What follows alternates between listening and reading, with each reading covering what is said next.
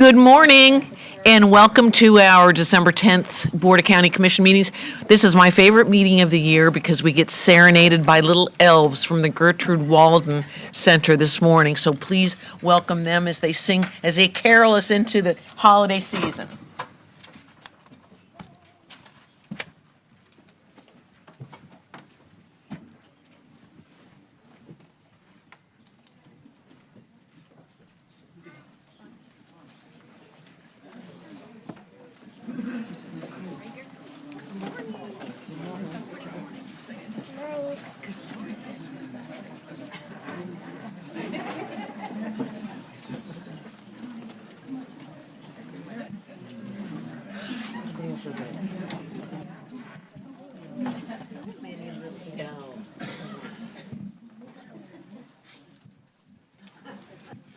Good morning.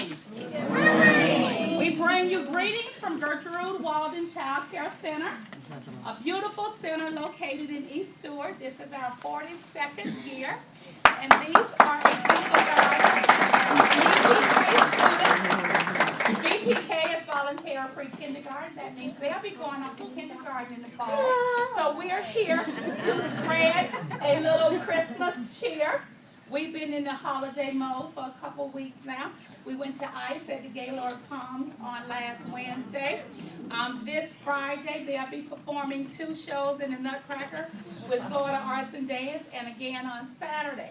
So this morning, we are here to spread our annual Christmas cheer. Boys and girls, are we ready? Yeah! Jingle bells first. 1, 2, 3. Jingle bell, jingle all the way. All the fun is to ride on those open sleigh. Hey!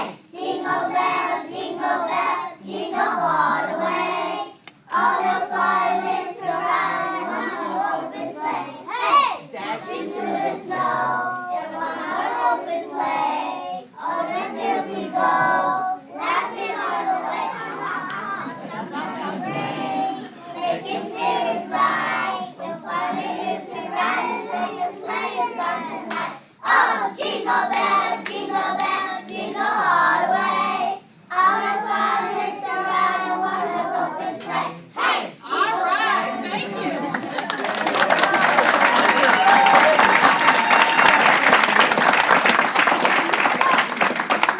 All right, are we ready for We Wish You a Merry Christmas? Yes!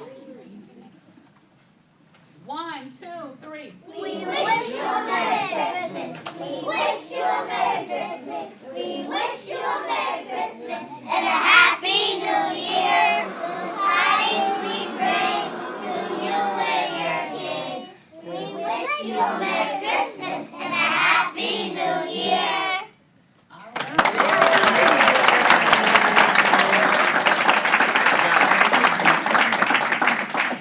On next Thursday, we'll have our annual breakfast with Santa, followed by our Christmas community dinner. We had our Thanksgiving community dinner the Thursday before Thanksgiving, and this year we served over 3,100 plates that day throughout the community. So we can't do that every year without so many of you, so we thank Martin County for their support. Boys and girls, are we ready for our final song? Yeah!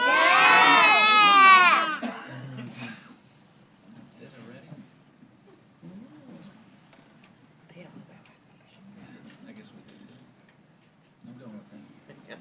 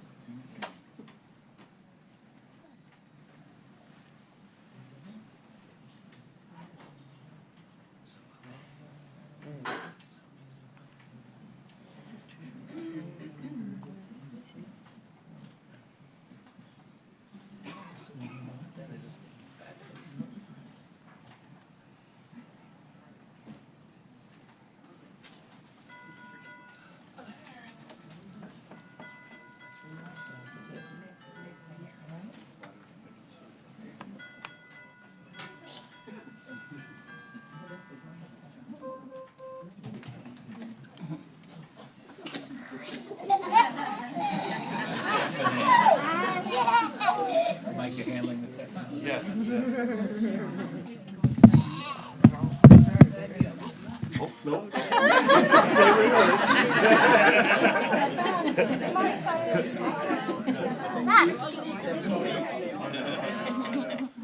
politicians. So the mic went right in. We ready? Oh, here Ready? we go. Okay, you gotta show them it was worth the wait. Show them it was worth the wait. You ready? Yeah! I was right here. You're fine. You're doing good. So I was right here. I was right there.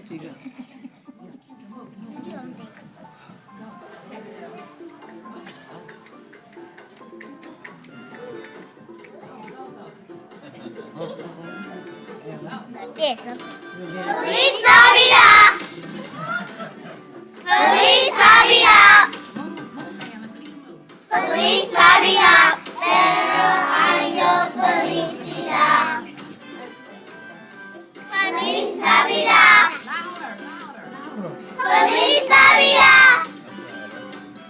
Feliz Navidad! Pero año felicidad! I wish you a Merry Christmas. I wanna wish you a Merry Christmas. I wanna wish you a Merry Christmas on the bottom of my heart. Wish you a Merry Christmas. I wanna wish you a Merry Christmas. I wanna wish you a Merry Christmas on the bottom of my heart. Feliz Navidad. Feliz Navidad. Feliz Navidad. Pero año felicidad. Feliz Navidad. Feliz Navidad. Feliz Navidad. Pero año felicidad. I wanna wish you a Merry Christmas. I wanna wish you a Merry Christmas. I wanna wish you a Merry Christmas at the bottom of my heart. I wanna wish you a Merry Christmas. I wanna wish you a Merry Christmas. I wanna wish you a Merry Christmas at the bottom of my heart. We wish you a very, very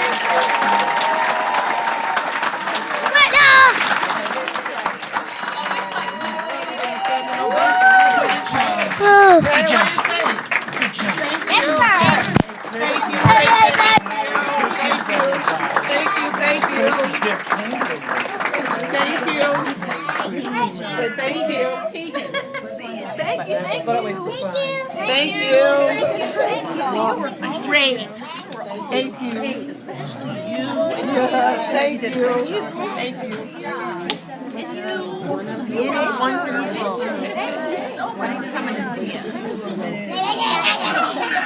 Thank you so much.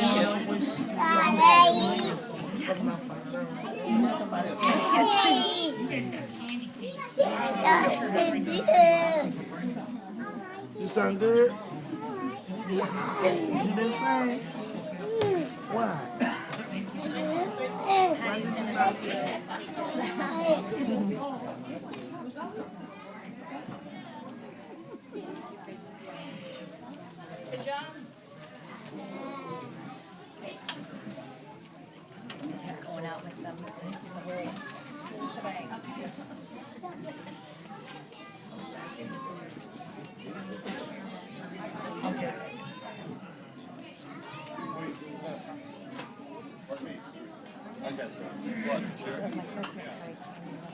Blinders are in my area. You could have got it, yeah. Oh, you ran out. Yeah. Okay, welcome back. That was wonderful. Thank you very much, Gertrude Walden. That's the highlight of our year. We're going to start the meeting with a moment of silence. Would Pete Croft from the Sheriff's Department like to introduce us to our moment of silence, please? Thank you, Commissioner. And let me start by saying thank you to all the commissioners it's hard for me not to address the crowd, but let me just start by saying thank you on behalf of Sheriff Snyder and Sheriff-elect Budenseek, who are up at training for the new sheriffs of the state of Florida this morning. Myself and Major Closter are here to represent. And as many of you know, my name is Peter Croft. I'm your Major of Law Enforcement. So while they're away, we are the ones that are responsible to you all to make sure that this county is run appropriately. With that, I'd like to just take a moment, and I'd like you all to join me as we look back and we honor the families of the fallen officers. The 3 fallen officers from Palm Beach County were unfortunately taken from us too early.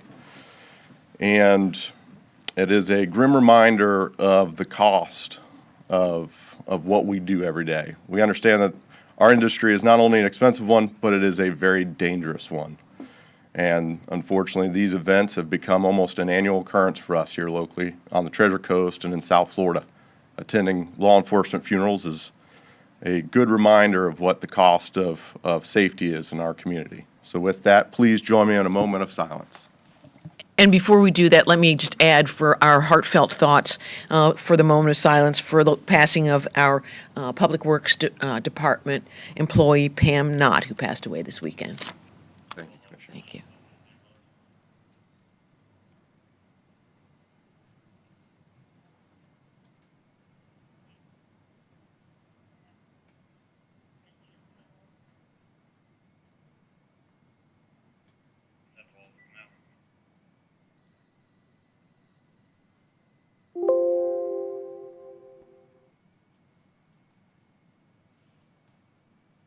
Thank you all very much for participating in that. And we truly appreciate the support of not only commissioners, but the community. Thank you.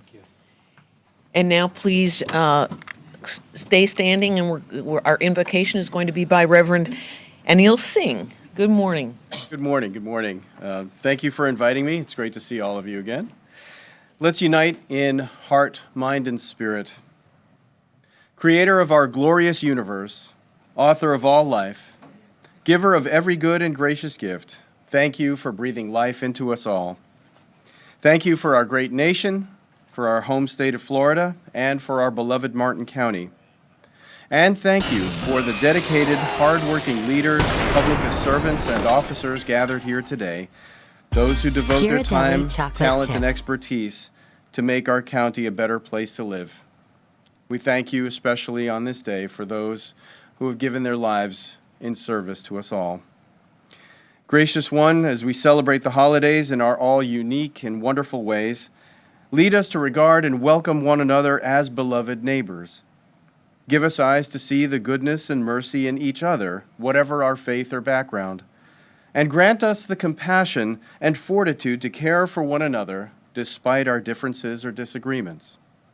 And in this season of peace and goodwill towards all, kindle within us a fire of compassion and courage to lift up the fallen, to give voice to the voiceless, to feed the hungry and shelter the shivering, and to bless people in need with whatever they need. May your loving Spirit inspire us to strive not only for our own good, and not only for the good of our friends, allies, and supporters, but for the good of all. May your justice, mercy, and steadfast love bless us all, every one. Amen. Amen. Thank you. And now, Heather Walden, would you come forward and lead us in the pledge, please? Good morning. Good morning. I pledge allegiance To the flag of the United States of America and to the republic for which it stands, one nation, under God, indivisible, with liberty and justice for all. And Ms. Walden, would you tell us a bit about your Navy career? Okay. Yeah. I spent 9 years active as a naval officer. I managed, my goal, besides serving the country, was to get to the Monterey Naval Postgraduate School to get a master's in computer science, which I did. And the secondary goal was to work on every system I could in the Navy. I started out working on the Naval Tactical Data System, which is the basis for the combat information centers. Back then, it would probably look like a rudimentary game that we have today, shooting drones at the weapons range in Puerto Rico.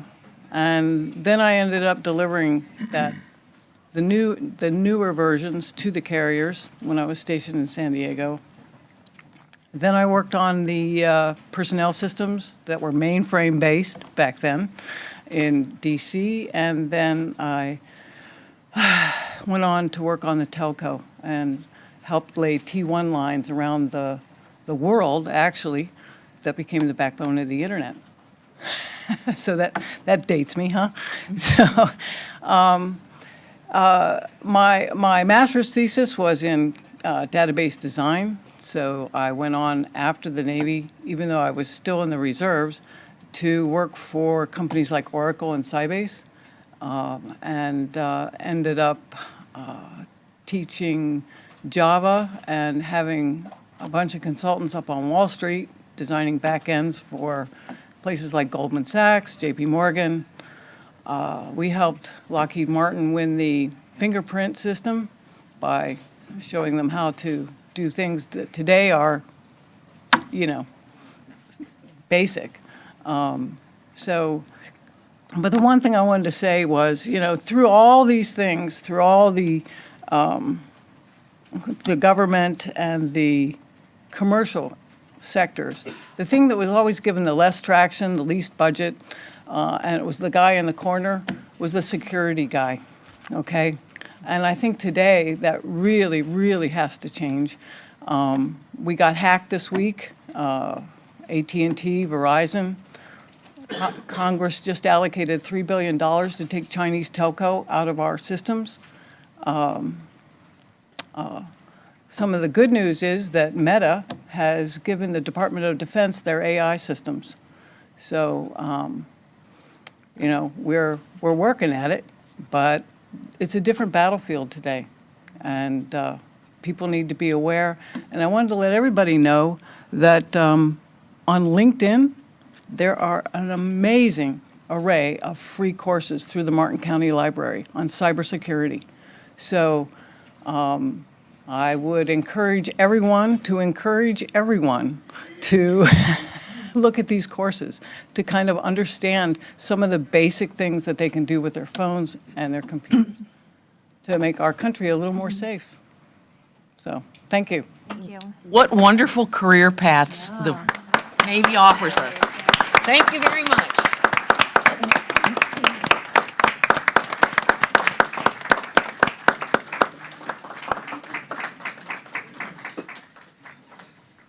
All right, we will begin our meeting with public comment. Immediately at 10 a.m., we're going to have a local bill request for inmate medical costs. At 10:30 a.m., we're going to have a preset for a future fire station analysis. After Department 5, after the future fire station analysis, we're going to take up the Wawa matter. At 5:05, we'll have public comment. There is one additional item, and that's Department 8, which is requesting approval of a settlement agreement and release of liability between Eric LLC, a Florida limited liability company, and Martin County, a political subdivision of the state of Florida. Case 23-14109-CIV-Canon approval of settlement regarding Eric LLC versus Martin County. Is there a motion to approve the agenda with the additional item? I will move approval of the agenda with additional item departmental number 8. Second. There's a motion and a second. All those in favor? Aye. Opposed? That motion passes unanimously. The first proclamation is a proclamation recognizing and honoring Sylvie Safransky upon the occasion of her retirement from service with the Martin County Board of County Commissioners. Ms. Jennifer Salas, good morning. Good morning, Commissioners. Jen Salas, Library Director. I'd like to say a few words, and I'm going to give a moment for Sylvie to speak. In the 30 years that Sylvie has worked for our library system, she has positively impacted so many of our library staff and our patrons. Sylvie has incredible passion for her work, and her enthusiasm for connecting other industry concepts to the library world will be something that we will certainly miss. Sylvie is a foodie at heart and has incorporated customer service skills from the restaurant world into how our public services staff interact with our residents in our libraries. Thinking outside the box is a regular occurrence for Sylvie, and our library system has thrived under her guidance. I will fondly remember conversations at meetings that took a completely different direction in a positive way, due to her exploring alternatives that the rest of our teams had not considered. Her way of integrating what she has learned through podcasts and professional development books and articles into everyday life for our library staff is something that will be hard to fill. Like many in our system, we have never known our library system without Sylvie's influence. So on behalf of the entire Martin County Library System, we congratulate Sylvie on her retirement and her service to our community. Thank you, Sylvia.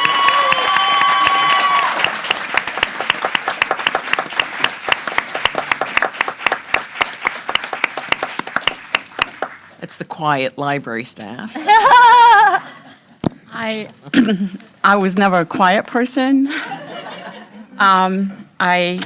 I brought some notes to read because reading is cool. And it's going to help me keep it together. Thanks to my people for showing up. I want to thank you for making it possible for me to come to work every day in one of the best places on earth, a library. When I started in 1994, an entry-level library staff person had to learn 4 things: shelve books according to the Dewey Decimal System, search the library catalog, check in and check out books and tapes, and operate an answering machine. The one we had on Rickwood Terrace had 3 buttons. I know that many assume that this is still what they do. I wanted to tell you it is not. Today, our new staff's training process spans over 3 months and starts with an intensive 3 weeks in which they receive formal training on over 40 library-specific topics. That is on top of all the county-required training like public records responsibilities and internet security. And that's just the beginning of their career. They connect your constituents with over 60 different library services. They man shelters when you activate. They welcome voters, tax preparers, community concerts, etc. They guide residents to and through all the services you and other government levels only offer online now. They do things like help your sister learn about breast cancer treatment options and how to find the best rated specialist to face her diagnosis. They help your neighbor prepare for his child custody hearing. They also answer every one of your 4-year-old questions about dinosaurs. They invite your babysitters to learn about crafting activities for all ages. They introduce your teenager to their next favorite author. They show your parents the patience that you sometimes lack and teach them again and again how to update a contact on their phone. They teach your grandparents how to identify scams and protect themselves online. Every day, they have to be aware of over a dozen of federal law, state law, local ordinances regarding privacy, ADA compliance, voters registration, internet regulation, and more. They have to be articulated enough to explain them clearly so people understand. They know how to use dozens and dozens of software, hardware, and specialized resources. They do all that with a warm smile, whether it's 10 a.m. or 7 p.m., Wednesday or Sunday. Libraries are no longer a place to just borrow books. They're dynamic community hubs. Our staff embodies adaptability, problem solving, and commitment to service. Thank you for supporting the evolution of our libraries and for recognizing the incredible work that our staff does. It's been a joy for me to serve this community for 30 years. Thank you, Sylvia.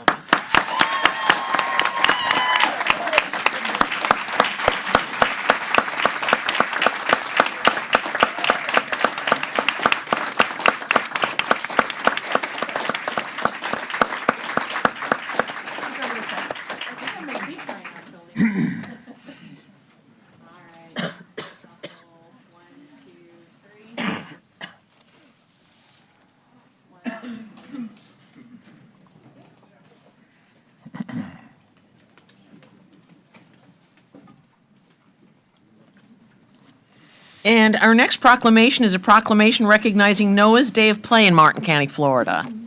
Good morning, Commissioners. On December 10th, 2020, Martin County resident Noah Stanakis passed away in a fatal car accident while attending college at Avila University. Noah visited the Children's Museum as a child, became an active volunteer, and worked there for 3 years. Each year since his passing, Noah's parents, Mark and Sharon Stanakis, have donated funds to allow families free entry into the museum to honor Noah's birthday on September 9th and on December 10th, the day of his passing. Therefore, December 10th is recognized as Noah's Day of Play in his honor. And here are Mark and Sharon Stanakis, along with Tammy Calabria, the CEO of Children's. Before we hear from them, Commissioners, we need a motion to adopt Motion this. to adopt. Second. There's a motion and a second. All those in favor? Aye. Opposed? It passes unanimously. County Commissioner Sharon and I are honored and humbled to stand before you today. 4 years ago, Noah had succumbed, as mentioned, to injuries suffered in a fatal motor vehicle accident in Kansas City, Missouri, where he was on baseball scholarship at Avila University. Noah was a graduate of Martin County High School. The loss is as difficult as you can imagine. To know Noah was to know a smart, kind, humble, athletic, fun-loving kid. Sharon and I could stand before you today and say that we know Noah better today in his death than we did when he was alive. Since his death, there have been countless young adults that came up to us and say, Noah was the first one to include us when we were new in school. This was just one example of his kindness. Noah has great friends today that hurt in his absence. Noah had the opportunity to work at the Children's Museum of the Treasure Coast, which he loved, where he was able to impact his coworkers and young kids that enjoyed the museum. Children were drawn to Noah. Lastly, we want to recognize the entire Martin County community, a compassionate community, one that you should all be proud to represent. We have lived in Martin County for 15 years. We've been overwhelmed with the support of the community from both at the time and since Noah's passing. Sharon and I continue to pledge our continued support of organizations who, like Noah, want to help others, especially children. Noah's Day of Play will honor Noah and be a reminder to our community for the importance of keeping kids front of mind and the importance of play. Again, we want to thank Tammy Calabria for submitting this and you approving this proclamation. God bless. Sarah, if I may take a moment, I have twins that went to high school, actually all school, with Noah and your daughter. It was a terrible tragedy. He was as gorgeous on the inside as he was on the outside, and it's a horrible loss, and so my thoughts and prayers are with you. Emily and Nicholas loved him. He absolutely loved him. He was a superstar. Still is.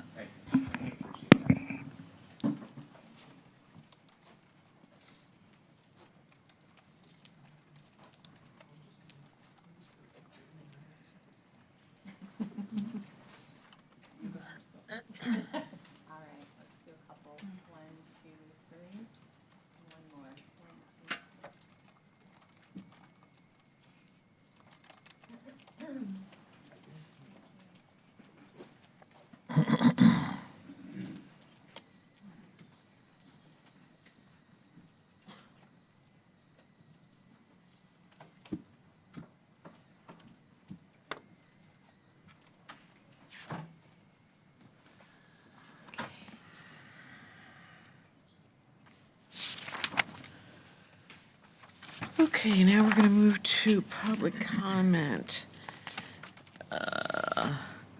Tom Pine, followed by Robert Aronson. Do you want to speak on public comment? Which one? Is this, you want to speak at public comment or on an agenda item? Public. Okay, thank you. You're next. Good morning. Good morning, Commissioners. My name's Tom Pine. I've been a resident of Martin County for over 50 years, presently living in the Jensen Beach area.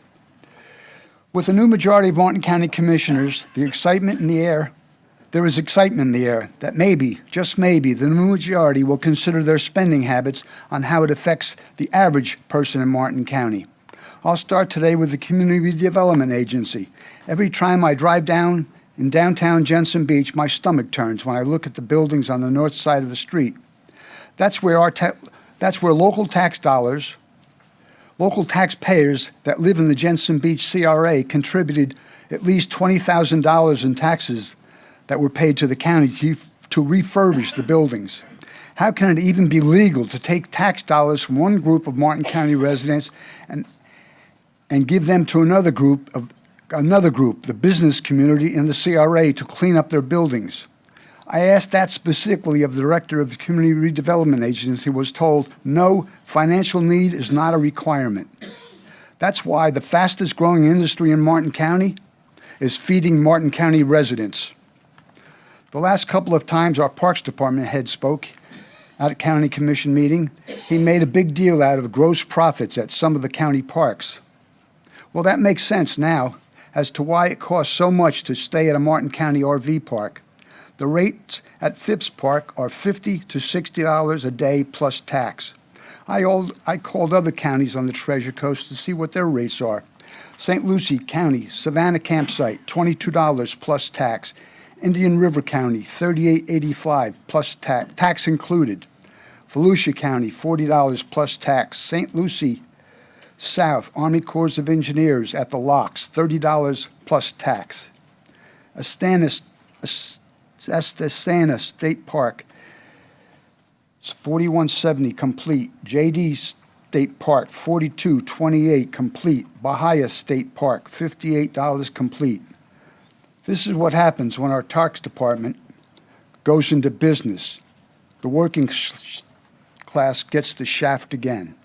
Thank you for your time. Thank you. Robert Aronson is next.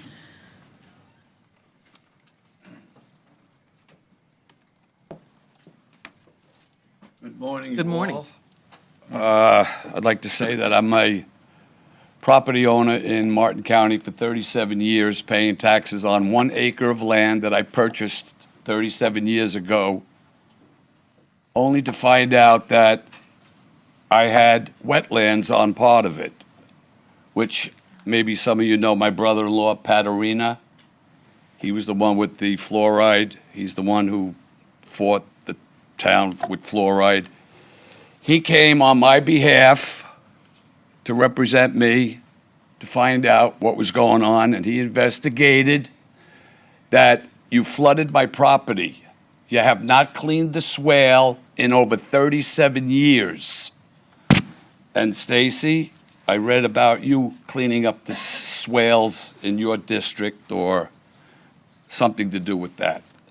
But anyway, what happened after we were denied, a builder refunded my $15,000. No, he did not refund my $15,000. So I lost $15,000 because he said it would take 5 years to get something to do with the wetlands. So my brother-in-law, 45-year engineer, investigated it, and he said, they flooded your property, Bob. So he came to this meeting here 7 times.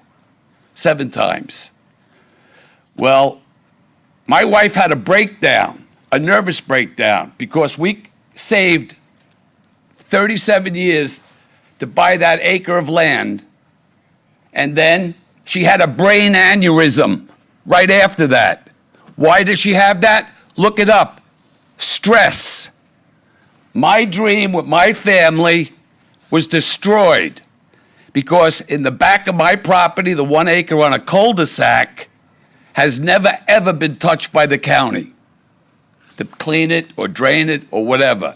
So the water from 9, 10 houses came to my property and caused a wetland. So I understand the former commissioner didn't do anything. And that's why I helped Ms. Vargas with her campaign.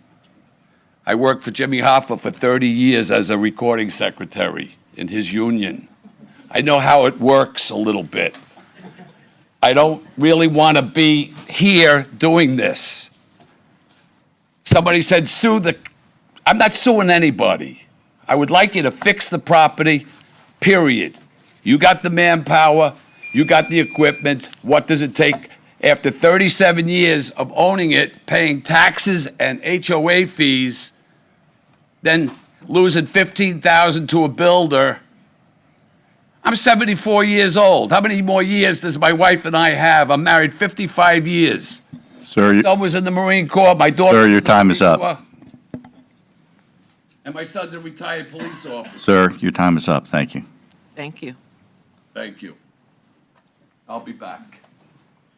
Renee Lassard, do you want to talk on public comment or Mango Terrace? Okay, come on.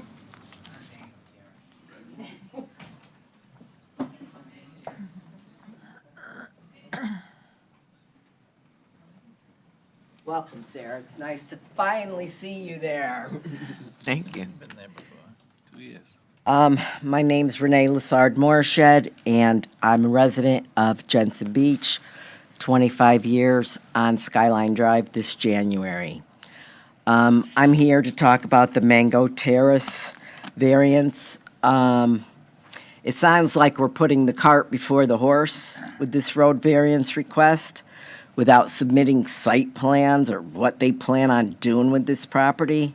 In my opinion, I think they just want you to accept this road, put it into the county system, and then flip it to a developer. As a matter of fact, I just learned the property is for sale and has been for sale for a year. When the Casellas purchased the property, they knew there was no legal access available at the time, and they brought this hardship upon themselves. Other people had wanted to purchase the property in the past, but were told it's landlocked and it would not be able to be accessible. The proposed road is located along a section of the Atlantic Ridge and would intersect with a location with very low visibility, very steep incline, which raises concerns about traffic accidents, which are ongoing on Skyline Drive due to the speeding vehicles. Speeding complaints have been an ongoing issue for, there's been signage with the speed warning on it, but it doesn't help. A few other reasons that I believe it should be rejected. Skyline Drive is and will continue to be used by Martin County as a detour to bypass the center of town, which brings more cars, more traffic. It's not done often, but often enough. There's quite frequently landscaping vehicles parked 2 houses up from this proposed road. There's very low visibility when you're coming up at that incline as it is, and it's a curvy road. This is just going to make it worse, more dangerous, and it shouldn't be allowed. Also, now, the water from the road, all the drainage and everything, will go right down the hill directly towards the estuary, which already has enough problems as it is. Thank you for your time. Thank you. Charles Marshall, do you want to speak at public comment or Mango Terrace? Okay.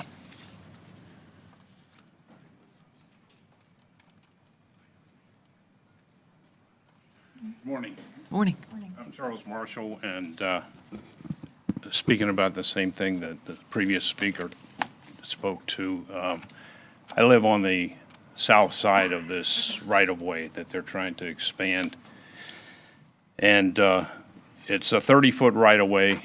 The requirement for building a road is 50 feet, so they're asking you to ignore 40 feet of required road width, which is, 40%, which is 20 feet, 40% of the requirement. My neighbor on the other side, Mr. Brian Allen, he's not able to be here today. He's out of state. He wanted to be here, but he wrote letters to you all. I wrote a letter, and also there's an attorney that wrote a letter. They're included in the docket, or whatever you call it. I have copies of the letter. If anybody wants one, I urge you to read them. If you've already read them, reread them. If you haven't read them, read them. It's much more detailed than what I can go into here. But basically, we feel like the application for road variance is very premature. There aren't any site plans for development. There aren't any road construction site plans being proposed. We don't know what's going to happen if this variance is approved. It could cause problems like the previous speaker talked about, with an intersection being added to Skyline Drive right there. They're asking for a sidewalk, which is also going to cause safety hazards to pedestrians. They would have to walk up there and then cross Skyline Drive to get to the sidewalk on the other side, because there's not a sidewalk on the east side of Skyline. It seems to cause a lot of problems. It's not very thought out. I think it's just a request for a variance to try and help sell the property. The landowner has owned the property for about 3 years. It's in exactly the same condition that it was when he bought it. Nothing has changed to create a hardship for him. I've lived there since 2016, so I was there before it was sold, and very familiar with it. Been doing this without my notes, so.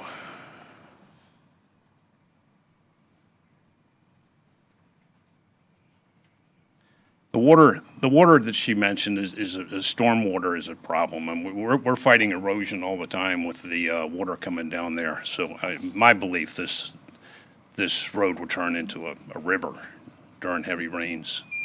I guess my time's up, huh?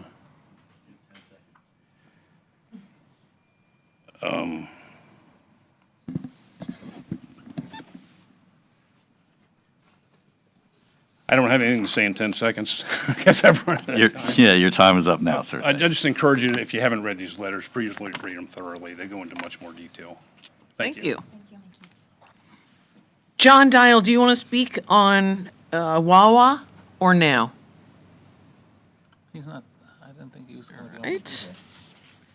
Tammy Emerson.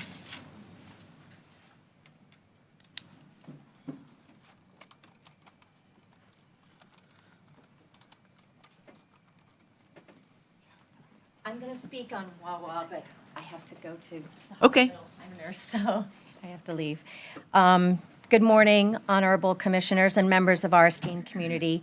My name is Tammy Amerson, and I live in Lake Tuscany near Locks and Canner Road. And I stand before you not only as a resident of that beautiful neighborhood, but as a passionate advocate for the future of our community. I'm here today to respectfully ask you to reconsider the approval of the Wawa, as it presents a series of concerns that will negatively impact our community in both the long and short term. First and foremost, our homes are not just houses, they're places of peace, safety, and well-being for our families. A gas station convenience store right next door to where we live will disrupt that peace. The constant noise from cars, trucks, and delivery vehicles, combined with the 24-hour operation of such a facility, will create an environment that's no longer conducive to a residential area. Beyond the noise, there are significant health and safety risks. According to the Department of Health and Human Services and the American Cancer Society, benzene is a known carcinogen with multiple adverse health effects. It's released during fueling, idling cars, and from underground storage tank vents. According to the Agency for Toxic Substances and Disease Registry, it is a causal agent of leukemia and is associated with non-Hodgkin's lymphoma and multiple myeloma. They have found that those living near gas stations may be exposed to higher levels of benzene. Research indicates that the most reliable way to protect public health and safety from benzene is to guide new gas stations to sites where they will be at least 500 feet from residential zone properties. This development is less than 50 feet. This could potentially jeopardize the health of our neighbors. A 2021 study in the Environmental Research and Public Health Journal documented that adverse health risks are increased when neighborhoods are situated near gas stations. If this is built, there will be 8 gas stations within 2 miles. I did see that many counties in Florida and across the U.S. have actually adopted that 500-foot public health safety zone. Maybe it's something to consider for us as well. We must look at the long-term vision of our neighborhoods. We should prioritize developments that enhance our quality of life, more green spaces, community centers, local initiatives that bring us together. A gas station is not a step in that direction. In conclusion, this is not just about a store. It's about the kind of community that we want to build and nurture, one that prioritizes health, safety, and local businesses. We value our community and don't want to sacrifice it for the sake of convenience. I thank you so much for your time, and I ask that you help us preserve our community. Thank you. Thank you. Commissioner Vargas, I'm sorry, I overlooked your light. No, it will not turn off. Oh, all right, Thank you. good. You did that. I'm the only one who They can only turn it turn off. on, you can't turn it off. Yeah. We haven't figured out that on and off switch yet. We're working on it. Thank you. Wayne Whitson, would you like to speak now or on the Mango Terrace item? Now?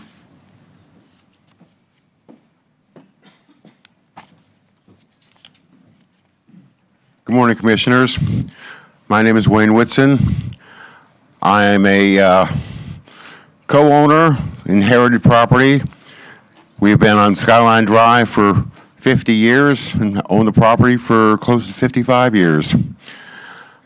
This Mango Terrace, it does not impact me directly because I'm about maybe a football field away, 300 yards, 100 yards. However, I do pity my neighbors who will be directly and adversely affected by this, and it could probably adversely affect their property values as well. Anyway, also want to speak about, as Renee had mentioned earlier, we still have a speeding problem here on Skyline Drive. I would encourage the commission at some point, maybe we could all get together and have a field trip and come out and see where this proposed road's going to go.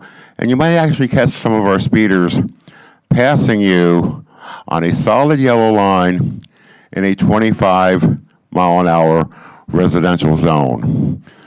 I don't know what else to do here, but I do thank you for your time, and please consider your decisions wisely. Thank you. Tammy Carroll is next. Would you like to speak at public comment or on the Wawa item? Okay.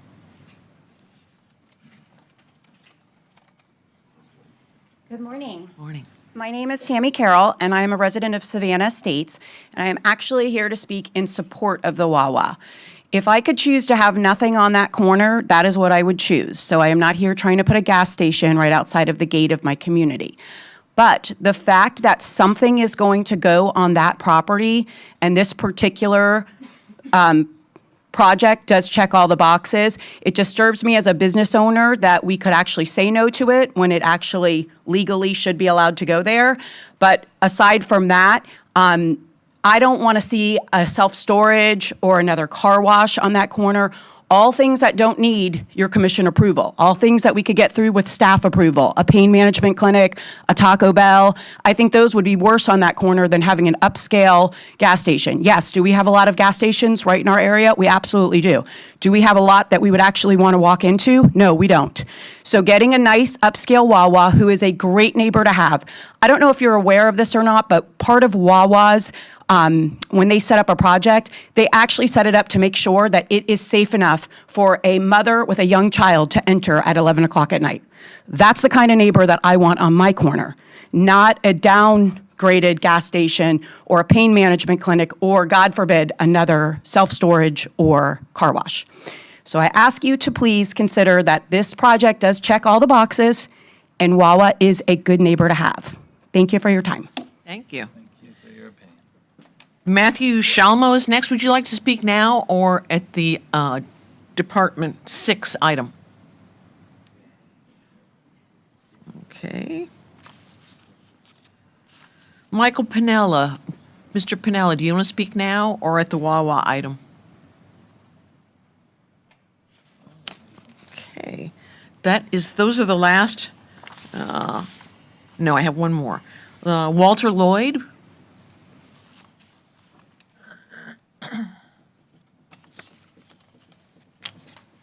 Morning, Commissioners. I too cannot stay for the for the meeting, so I did want to speak on Wawa. I'm basically asking, do we really need another gas station? I mean, just as the previous speaker mentioned, if we've got 8 gas stations within a 2-mile region, and we've got gas stations throughout the entire city and county, do we need another one? I would disagree that storage facility probably would be something that's a lot quieter, a lot less busy, and present a lot safer environment. If I was on this board, I'd be probably seeking a moratorium on gas stations. I think we got way too many. So thank you very much. Thank you. Would anyone else like to address us this morning in public comment? Now it's time for commissioner comment. Commissioner Vargas. The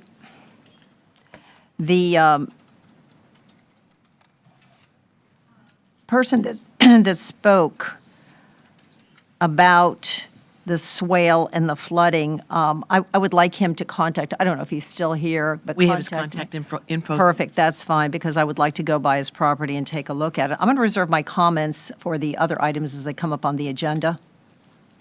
Okay. I appreciate that. You want to take down this? Thank you. Commissioner Capps. Good morning.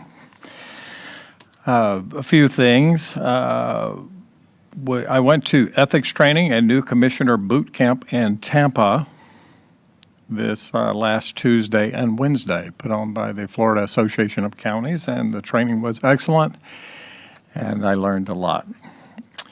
And this last weekend, we had 3 Christmas parades that I was able to participate in. One was the city of, or in Stewart, the Stewart Christmas Parade on Friday evening. And I was really surprised at how many people were there. Being from Hobe Sound, I tend to just go to the Hobe Sound Christmas Parade. And I usually don't make it to the Stewart Christmas Parade, but I was rather amazed at the level of participation there. And then Saturday afternoon, we had the Hobe Sound Christmas Parade. Passed out a lot of candy with Ed. I ran out of candy in my big sack, so Ed had this big cart full of candy, and I started rating his cart. I hope he was not offended. Okay, I appreciate that. And then Saturday evening, we had the Indiantown Christmas Parade, which was very heartening to see all of the little kids on the edges of the street. It was very heartening. These are great community traditions and community events, and I appreciate all of you who came. On Tuesday, December 17, at 11:30 a.m., there will be an event at the Boys and Girls Club of Stewart to honor Sheriff William Snyder, who has served as our sheriff for the last 12 years. He's done an amazing job as our sheriff, and I am proud to call him my friend. I hope you all can come to that. And on that same day in the evening, 12/17, there will be a Western Lands Study Workshop put on by 1,000 Friends of Florida and the Guardians of Martin County at the Wolf Technology Center at IRSC. I plan to go. I hope I'll learn a lot. I'm sure I will, and I hope you all can join us. And that's all I have. Thank you. Commissioner Campy. I'm all set. Thank you so much. Commissioner Hetherington. I'm all set as well. I'm set. Mr. Donaldson.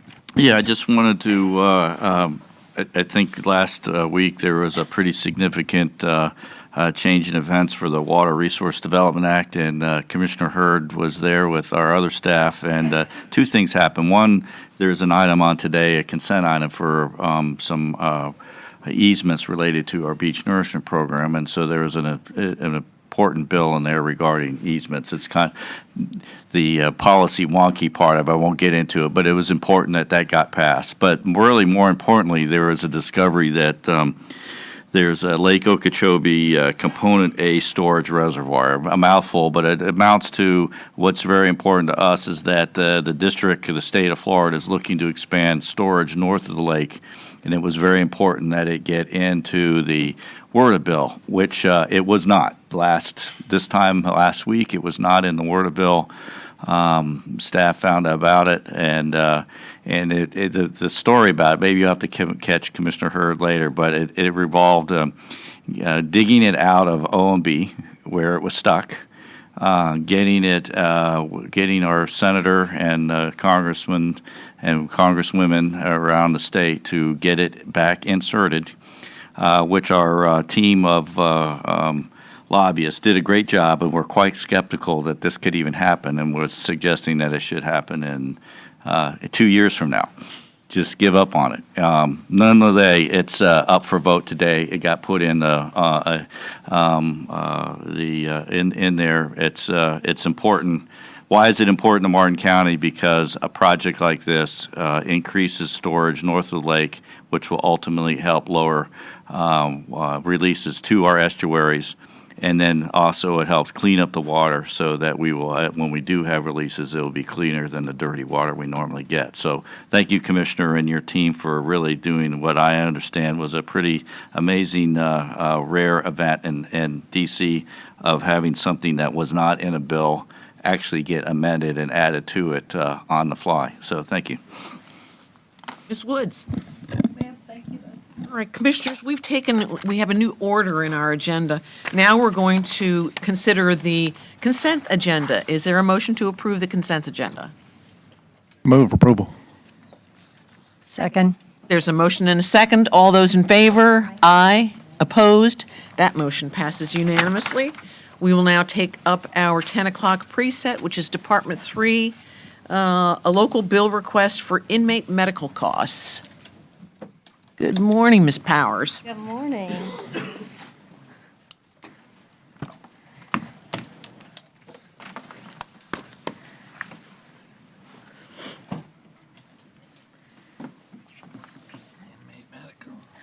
Yes, so we're here today to just present some of our findings in researching this inmate medical issue that we have and some proposed legislation that we intend on filing next session.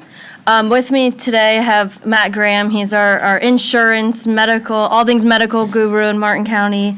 We have from the Sheriff's Office, Kevin Youngblood, and Frank, who's our attorney who's helping us on this. So this bill will limit the compensation healthcare providers who provide medical services for inmates housed in the Martin County Jail. That will cap the rate that they can charge us at 110% of the Medicare reimbursement rate.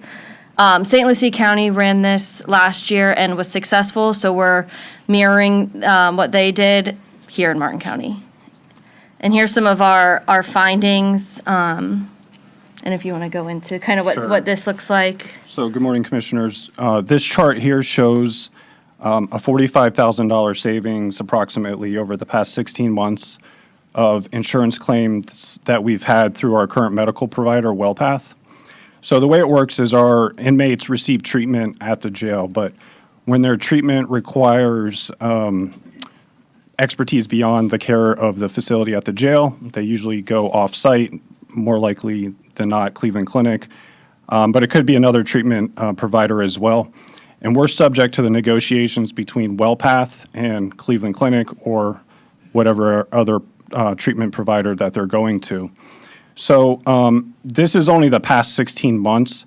We've had a prior medical provider prior to this named Armor. They're no longer in business, so we don't have the claims data for that. If we did, in the insurance industry, you would see you have some good years and you have some bad years. And Kevin can talk to this just as much as I can. Just with our employees, we have great years, and then we can have a catastrophic claim and $1 million claim, and it would hurt our insurance tremendously. So just in the past 5 years, we've had an 85% increase to our medical costs to our inmates.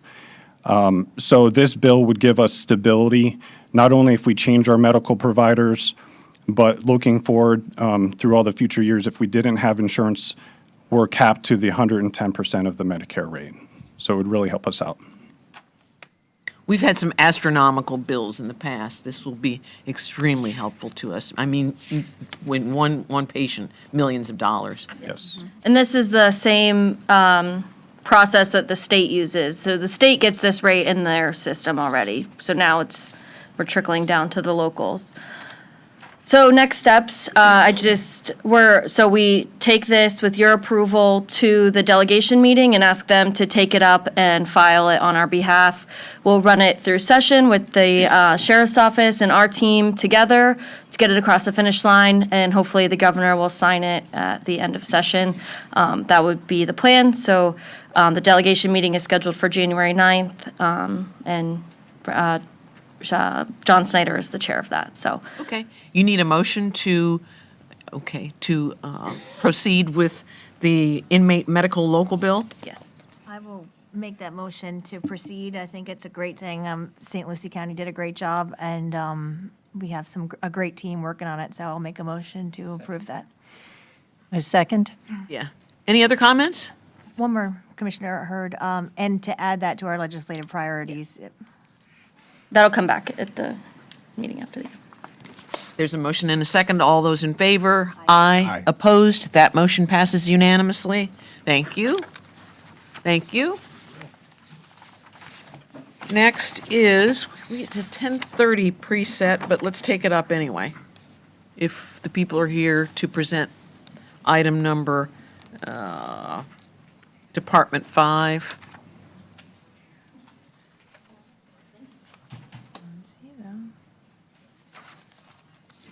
Okay, I don't see.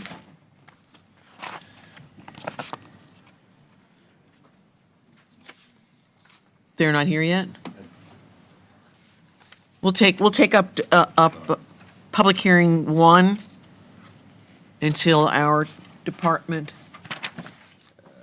5 personnel arrive.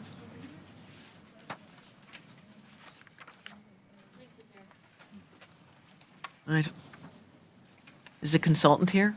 See someone scurrying in. Oh, you see, DJ just come in right. Okay.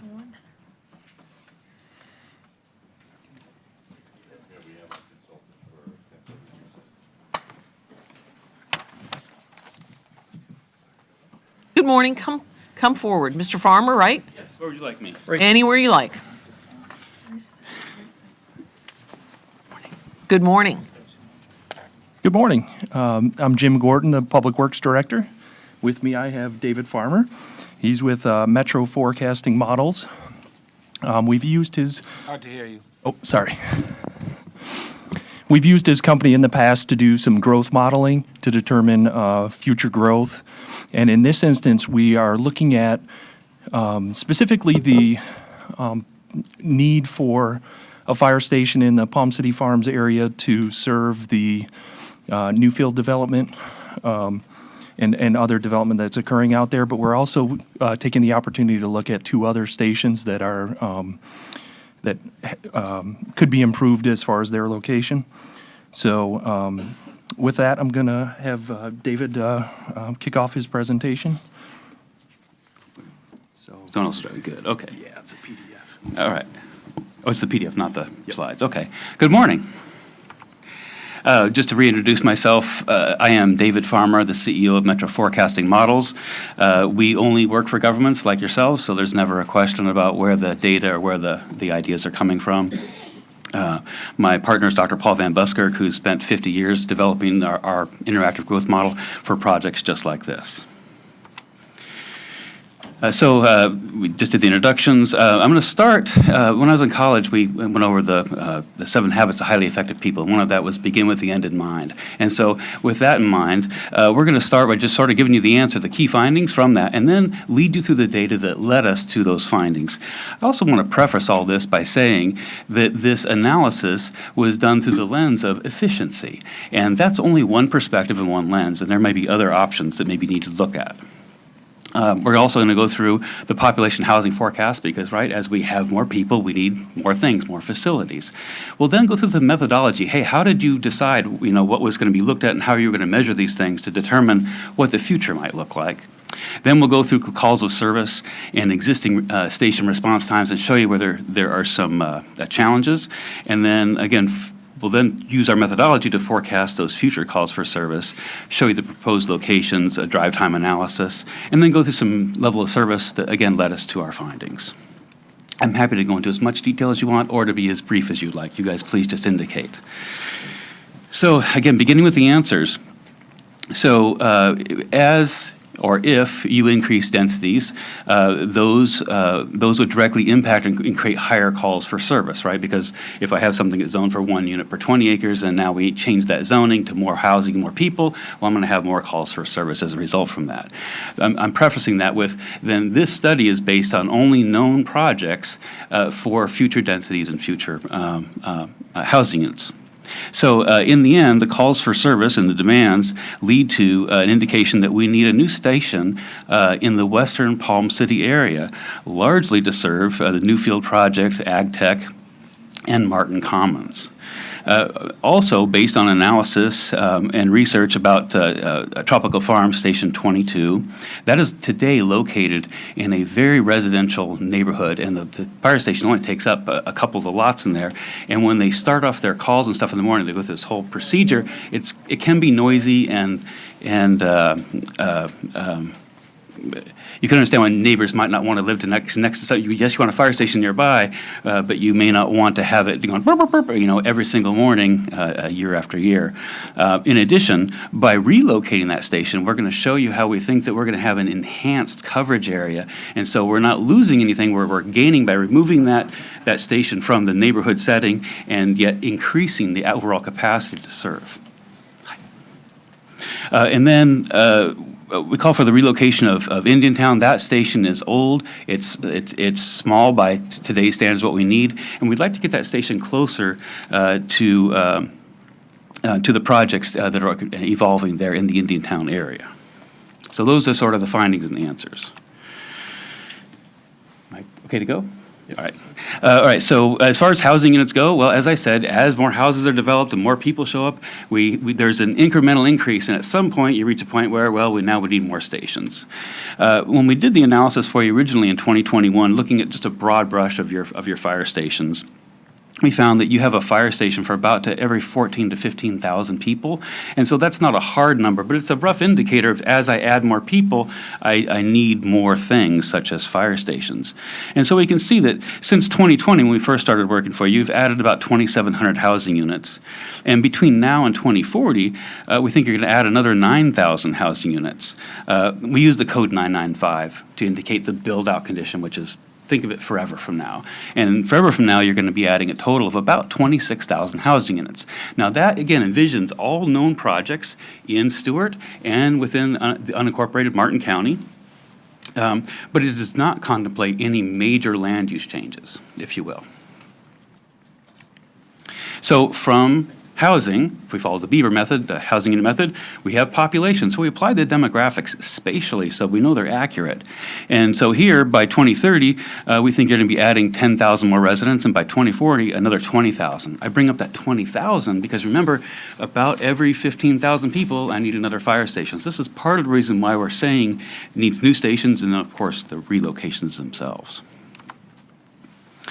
All right, so how did you come up with all these answers? Well, we went through 126,000 calls for service over a 5-year period.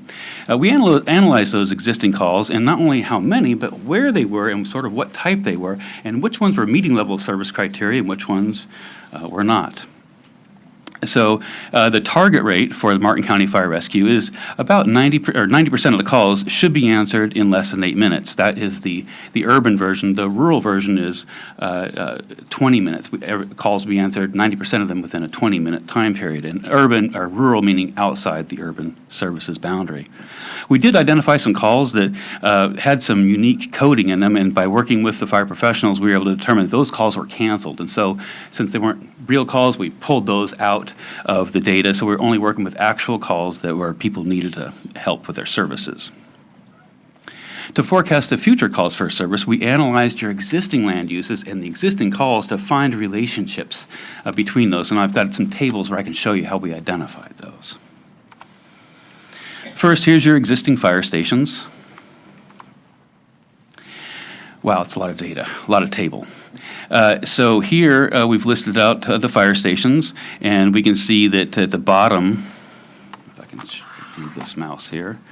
So we see the 118,000. So we had the 126,000, but we had the calls that were canceled. This is now, so the 118 is the net, the actual real calls that we analyzed. If we look at all calls without regard to where, whether it's urban or rural, we found that about 78% of the calls overall are within the 8-minute criteria. But again, I'm stressing that's the entire county, less the city of Stewart, where city of Stewart was not included in this analysis, but Martin County's fire system was. So now if we move to the just inside the urban services district, so if we have 118,000 total, about 111,000 of those are actually within the USD. And when we look at just that, we see that the overall average is that 94% of the calls, so 94% of those calls are within the USD, and 82% of those were answered in 8 minutes or less, which again is critical for life-saving efforts. When we then move to looking outside the urban services district, we see that that's about 6% of your total calls, and of those, 93% were met within the 20-minute criteria.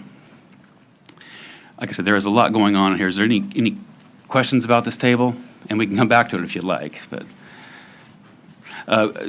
while you're thinking, so at the bottom, there's a important thing I want to call out here. So the median number of calls answered by your fire stations in this 5-year period is 8,000. That's going to be an important number I want to bring up later to show you why we think these stations are needed, when they're needed, and where they're needed. So here's a look at all the calls for service. The different colors break up the different fire stations, so you can see which ones. There's a little legend on the left-hand side. So there's all the calls. And then we said, okay, these are just the calls inside the USD, and then the calls just outside the USD. So here is where we took your existing stations and we ran a drive time analysis. Even though we already had data on each one of the fire stations and which ones are being met at what time periods, we ran this so that we could sort of estimate what we'd call your coverage area, your service area, if you will. And you'll see that red circle there in the center, that is the Newfield area. And so you can sort of see it falls completely outside of 23. And so that's a leading indicator of, well, it's not within anyone's service area for an 8-minute drive time, which means there's probably a need in that location, but we'll get into that more as we look at the actual data. So here is the top. We have Western Palm City. So this is where we identified a tract on 714 there, and then we ran the drive time analysis, and we found that it would encapsulate all of Newfield, plus help cover the ag tech area, plus Martin Commons in the area south there, those rural type areas. So a nice coverage. We like the fact that this doesn't reach largely outside of the city, because we actually ran an analysis by putting a fire station inside Newfield, and when we did, half of the service area was actually outside the county, which, again, from a efficiency standpoint, didn't make sense, and so that's why we located the station down in this area. Again, I'll go to the more easy one here. So Indiantown, we can see that we've now established a new service area where they were 8-minute drive time area, and we can see that it does a great job of covering the lands within the Indiantown, as well as the proposed projects that are coming online at this point in time. The more complicated is Station 22. So for Station 22, we actually had, it's Tropical Farms, we had two options there. We had one line of thinking was, well, we have this industrial park and we have 30 acres in there. Well, what if we put it back in there? Because again, it has great access, or it has a light, or will have a light, has utilities and all of that. And then the other line of thinking was near Bulldog. Because as projects emerge in that area, in that general area, we have the Publix that was approved back in, I think, 2021 or so. We have projects coming online in that area, and so that might make sense too. And while they both cover tropical farms still, so that's a good thing, we can see that by looking at the two different hatchings, the two different colors, that the one that in the industrial park provides more coverage to the west, and the one on Bulldog does more to the east, including the Discovery project, if you will. And here's where we just merge those same shapes with the existing drive time, so we can see how we're now doing a good job of covering the area where we have existing calls, and we're expecting a lot of future calls, especially for the Newfield area. So breaking this down, when we look at the Western Palm City, AKA the future Newfield area, today we have just under 1,500 homes there that's existing, along with 60,000 square feet of commercial building area, and then just over 2.1 million square feet of industrial area. And that area, when we count up the calls within that coverage area, is about 3,500 calls, just under 3,600. Then we look at the two different tropical farms, and you can see the existing housing units don't change very much because, again, most of the existing housing units are in that tropical farm area. I'm saying that now because when we go to the futures look a little bit different. And so the existing commercial and existing industrial is virtually the same for either way for the relocated tropical farms, 22. And then for a total of about 7,100 calls. For service. So remember, we said the median number of calls was right around 8,000. But again, this is the existing condition today. When we look at Indiantown, there's 2,200 existing housing units, a couple 100,000 square feet of commercial, and just under 600,000 square feet of industrial, and they have about 5,700 calls at this point in time. So this gets back into our methodology. So now we're forecasting. We said, okay, we looked at the existing housing units, the calls for service and all of that.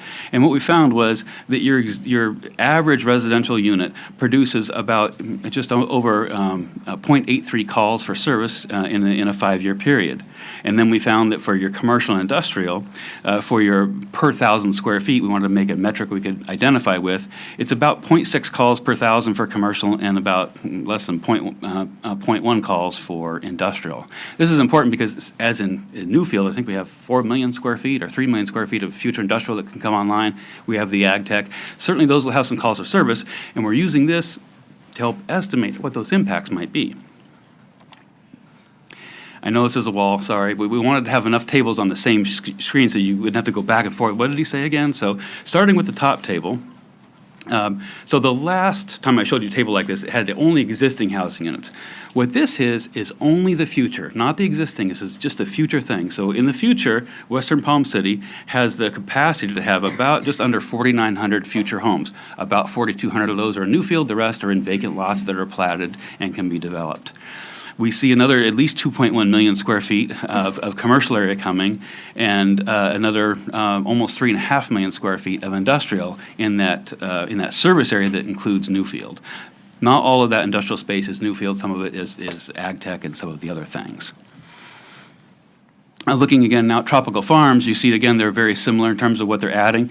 If we go to location B on Bulldog, that's adding about 700 more homes than the relocated site that's in the industrial park. Same amount of commercial, 1.3 of commercial and just on over 2.5, just under 2.6 of industrial for tropical farms. And then going to Indiantown, we are seeing just south of 7,000 additional housing units being added there in the service area, with 1.4 million square feet of commercial and just under 8 million square feet of industrial space. So table 7, so that middle table there, is now we've taken that data I just gave you, and now we use our methodology to project calls onto that. And so you can, I don't have to read them all off to you, but you can see that they're adding calls for the housing units, they're adding calls for the projected commercial and the projected industrial, and the key one is that last column. That's the total calls for service from future development, not including anything existing today. Finally, on the bottom of the slide is where we're trying to combine it all together. We take, okay, here's the existing calls for service, adding our projected calls for service to get a total call for service. And as you see, we're at over 9,000 for Western Palm City and Tropical Farms. Mr. Farmer, can I interrupt you? There's a question from Commissioner Hetherington. Yes. On your table, when you're talking about units, so you're calculating it per unit, how do you take into account that there are some non-residential units, so transient, I-95, that kind of, because this seems like it would be skewed data because there are a lot more people coming through Martin County than actual units. So what we could have done, so this was done and not being defensive, in a very conservative fashion. And you're absolutely right. What's not on this is traffic accidents, right? We didn't say, well, because we couldn't really tie that to a housing, or I didn't want to tie it to a housing unit. But in fact, a fair number of your calls, if you look, let me go back. So you look at outside the USD, most of those are traffic accidents. And so we didn't scale those up per se. But you're absolutely right. As Martin grows and as the counties to the north and south grow and more people commute through Martin County or to Martin County, we're going to see more car accidents. So these calls that I'm telling you, I think, are a conservative low number. They could likely be higher. How high, I don't know. So, but how are we measuring that data? Because you're just basing this on units. So Units how are and we commercial. taking into account the other calls for service, or that you've based that on 0.8 units? How are we taking into account the inflow of traffic? And we've got 1.5 million people or more now to the south, and a growing, county to the north. Right. There's a lot of calls that are just strictly passing through. So that 0.8, it seems like that's going to be a skewed data point. Well, if it skews, it's going to skew to the low end of things, right? Because that's not including those traffic accidents. So we're applying that. We took all the residential calls and then divided that by the residential units. We took all the commercial calls and divided that by the residential square feet. We took all the industrial calls, or that wound up at an industrial location, and divided that by to come up with those factors. What's left out? There's two major things that are left out. One is ALFs. Now, we don't have any forecasted new ALFs, at least when we did the study. I will tell you, I don't know if I said the wrong thing or not, you have a lot of falls and a lot of calls that are dedicated at, like, I think it was like 13 or 14% of your calls, maybe I can't remember, is your firefighters going to private facilities to pick people up that have fallen down. That's also not included in any of our forecasting, because we're taking the background calls for service, we're taking that, we're holding that constant. So if there's an ALF, that's all counted in. But we don't project any future ALFs for this. We don't project future traffic accidents because of this. Again, trying to be conservative. We didn't want to be overstating the need for a public facility as expensive as a fire station. I didn't mean to talk in circles. No, I'll come back to it then. Okay, so none of the traffic accidents were averaged in with the housing units. That's a separate number all by itself. Well, I think we can address that at the end, the Okay. amount of volume of those kind of calls. Okay. Very good. And yeah, so for between 9,000 and 12,000 calls, more than the 8,000 that justifies a new station itself. And so an additional step to this that we thought is, and this is where we are doing some actual real forecasting, because the truth is, there's a lot of unintended consequences. We build a new station. How will the old stations interact with the new stations? We're using a lot of science and math and GIS spatial analysis, but in the end, who gets what call and how does it go, that's going to bear out when these stations are actually built. But we did our best to try to say, well, how will these stations change? So based on the table 8 from the prior slide we put up above here, so we have existing Palm City today, 21, which I haven't mentioned before, but that has just under 21,000 calls, and you can look at the data all the way across there. It looks like, especially for the 8 minutes, about 77% of the calls are met in 8 minutes, and the calls outside, that's largely going down 714, that 94% were met in 20 minutes or less. When the new, assuming Western Palm City is developed to service the Newfield and surrounding industrial projects, we believe that New Palm City will then drop down to about 17,000 calls, meaning that now 100% of their calls are now within the USD, because we envision the new tropical farms, or the new Western Palm City, to pick up all of those that are in the rural area outside the USD at this point in time. There's a fair number of those calls. In fact, there's at least 3,554 of those calls in the new Western Palm City. So you see the math, the two stations add up together right now. What we're trying to say, okay, this is what would go to one station versus another. To be honest, and you talk to fire professionals here, but on day one, if it comes before Newfield is developed, it's conceivable that Western Palm City would also aid New Palm City as well and try to bring their response times down even further to enhance that level of service. If we move over to now Tropical Farms, so today, that station has 8,000 calls, and if we relocate, they'll drop to about 7,000. And you might say, well, what is this? This took me about 4 hours to dig into this data. None of these numbers are easy, but that's actually station 23. There's an interface between station 22 and 23, and we think that when the station's relocated, that 23 will capture more of their calls that are within their 8-minute drive time, and that will allow for the new station 22 to serve more of the southern and eastern and western areas. So while it drops initially from 8,000 to 7,000, as we, well, anyway, so we think it's, again, this is the today condition. We go across here, and we can see that the calls for service, the level of service, when we talk about, so it's 70, right now, station 22 is meeting its 8-minute criteria 74% of the time. That's going to go up between 86 and 87, what is that, a 13% increase in level of service. That's a good thing. And then we see even outside the USD that we think that they'll be able to make 100% of their calls within the 20-minute time frame. Again, will that be true? Depends on how bad the car accident is, how many accidents happen at one time, what calls. We do think this was not done lightly. This was a lot of thought and energy was put into presenting you with a reasonable, likely scenario of how these calls will actually shake out. By providing a station in Western Palm City, it'll improve Station 21's ability to meet their level of service, their goals, and also to capture, the Newfield Ag Tech and Martin Commons developments and provide better, more responsive service to those existing landowners there, as well as the future people that are going to be living in the Newfield project.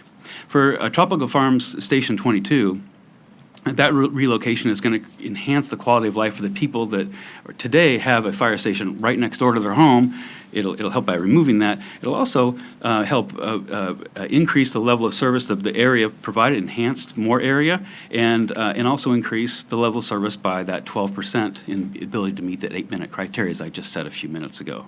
And Indiantown is going to help by moving there. We're going to have a more updated facility where we've outgrown the one we have today. We need a larger facility, and it'll be easier to service projects such as Terra Lago and so forth. Also, the identified location, we believe, is also friendly in terms of surrounding development, and it's more compatible as well. There's your final map, well, sort of final map. We have the two Station 22.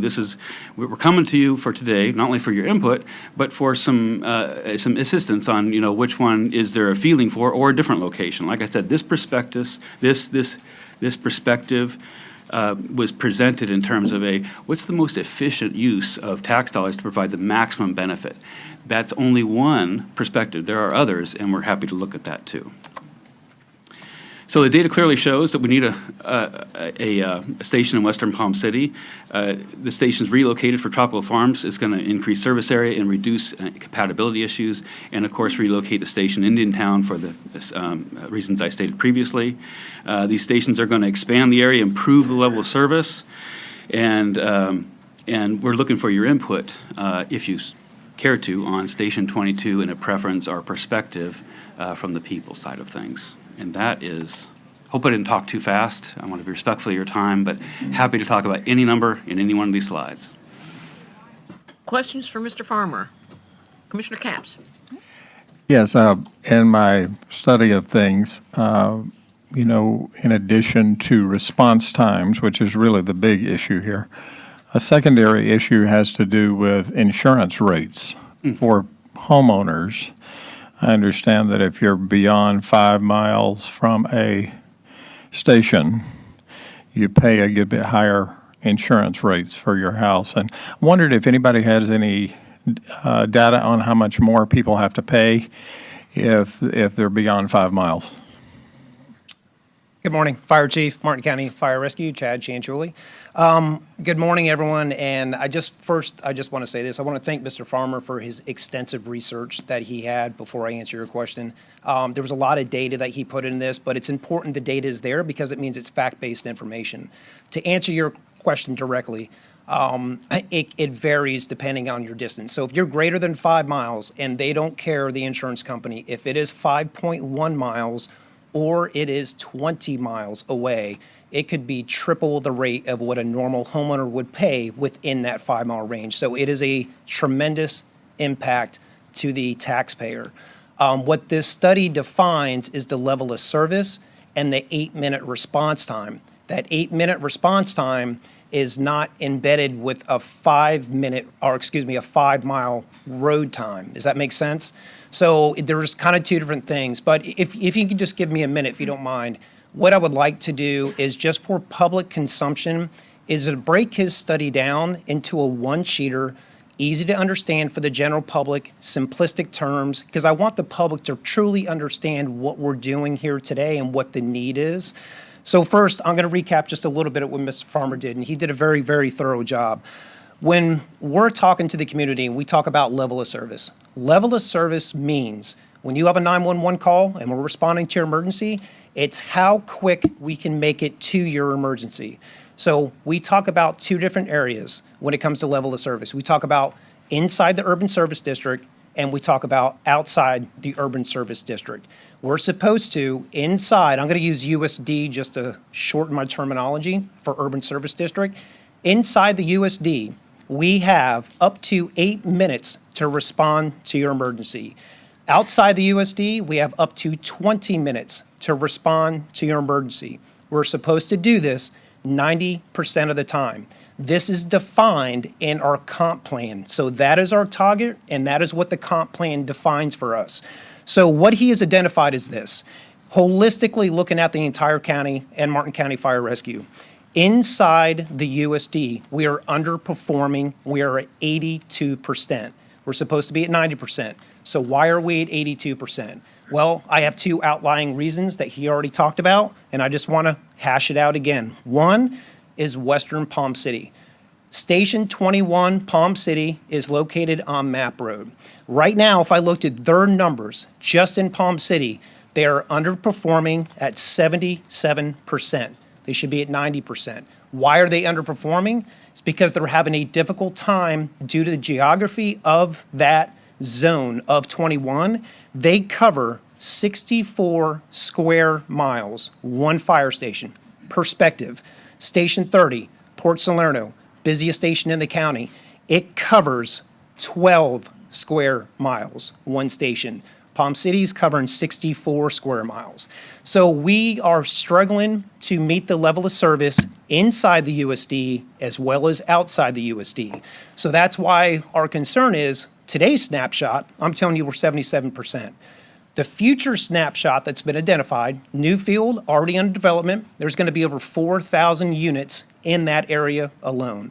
The demand for the level of service is going to increase. We have the future of ag tech, we have the future of Martin Commons, all happening in Western Palm City.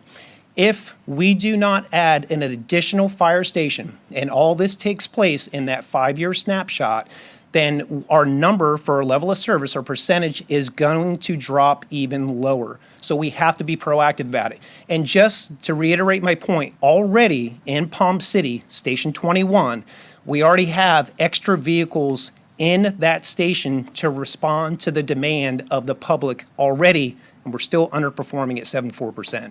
So that's one reason it's bringing that whole number down countywide. Reason number two, Tropical Farms.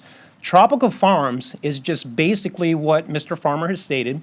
It is a fire station embedded inside a residential community. The problem with that is it's the drive time from that station to a main roadway like Cantor Highway to get those trucks up to optimal speed.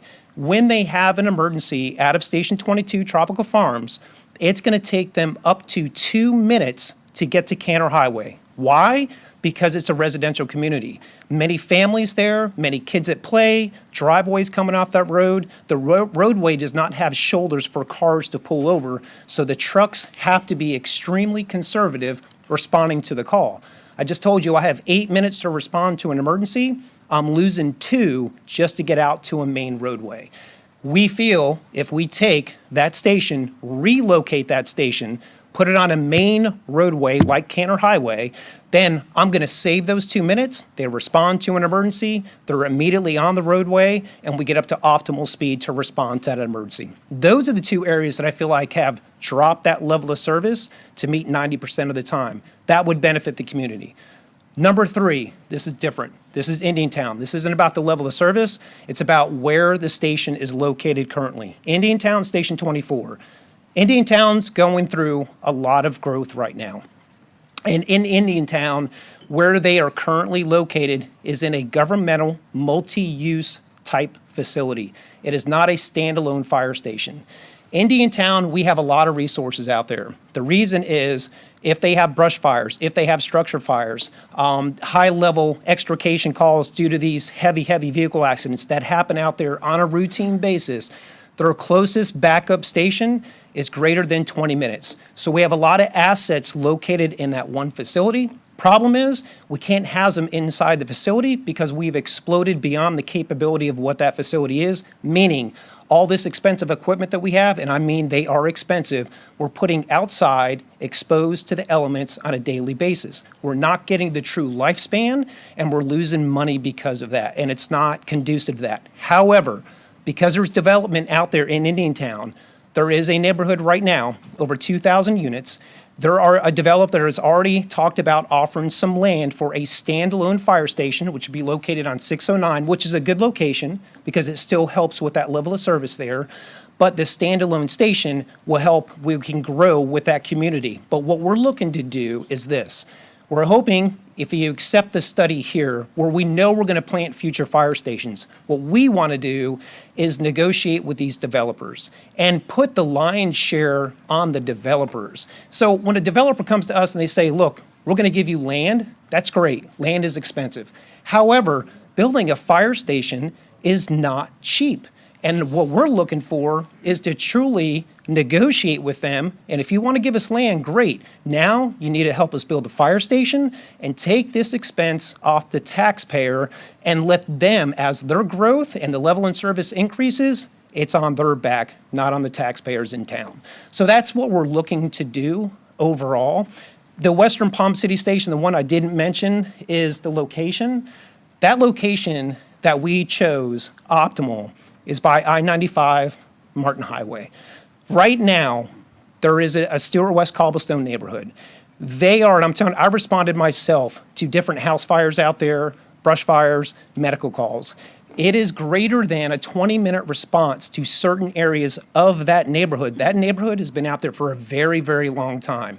The station we want to do in Western Palm City is right at their front door. That is going to really benefit not only that community, but all of Western Palm City and that future development. So I don't want to get too long-winded, and I don't want to get into the numbers because there's a lot out there, but I just wanted to give a brief explanation for the public. So I'll stop here. If you have any questions, I'll be more than happy to answer.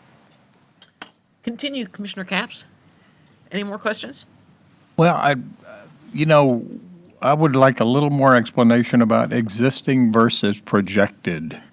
How urgent is the problem right now in Western Palm City? Like compared, we know all this new development is coming. And speak just a little bit more about how urgent it is right now. So, like I said, our comp plan defines that inside the USD, we have to respond within 8 minutes of time, 90% of the time. At this particular station in Palm City, we're only hitting that at 77% of the time. The urgency is today. It's because of the geography of that zone, 64 square miles compared to a station that covers 12 square miles. And that station I'm talking about is the busiest station in the county, the 12 square miles. Palm City is the second busiest. It's because it is such a broad area for one fire station to cover. They are struggling to cover it. I have 2 rescues in that station to meet the demand of Palm City. I can't put a 3rd rescue in that station. It doesn't make sense because my drive time is off. I can put 5 rescues in there. We're still going to have an issue. It's about the location of an additional station in Western Palm City. Does that answer your question better? Mm-hmm. If money were not an object and you already had the land, how long would it take to put the fire station in place? So if we got the green light today and we said, go build the station, you got everything you need, it would, on a good day, a good time frame, we're at almost 3 years of time. And Newfield is already started construction. In fact, when we met with their developer, my understanding is their residential homes, some of them are going vertical within a 12-month period of time. And interesting, you brought up that 5-mile question in insurance.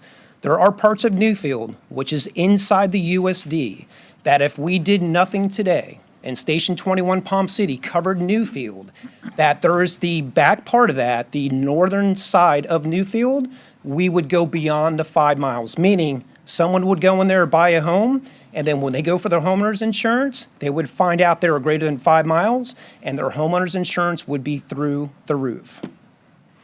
So optimistically, this fire station is going to be more than 3 years away, probably 4 or 5 years away, perhaps, or we already, it's going to be quite a bit of time before we could even get it, right? If we started today, 3 years. If we start next year, 4 years.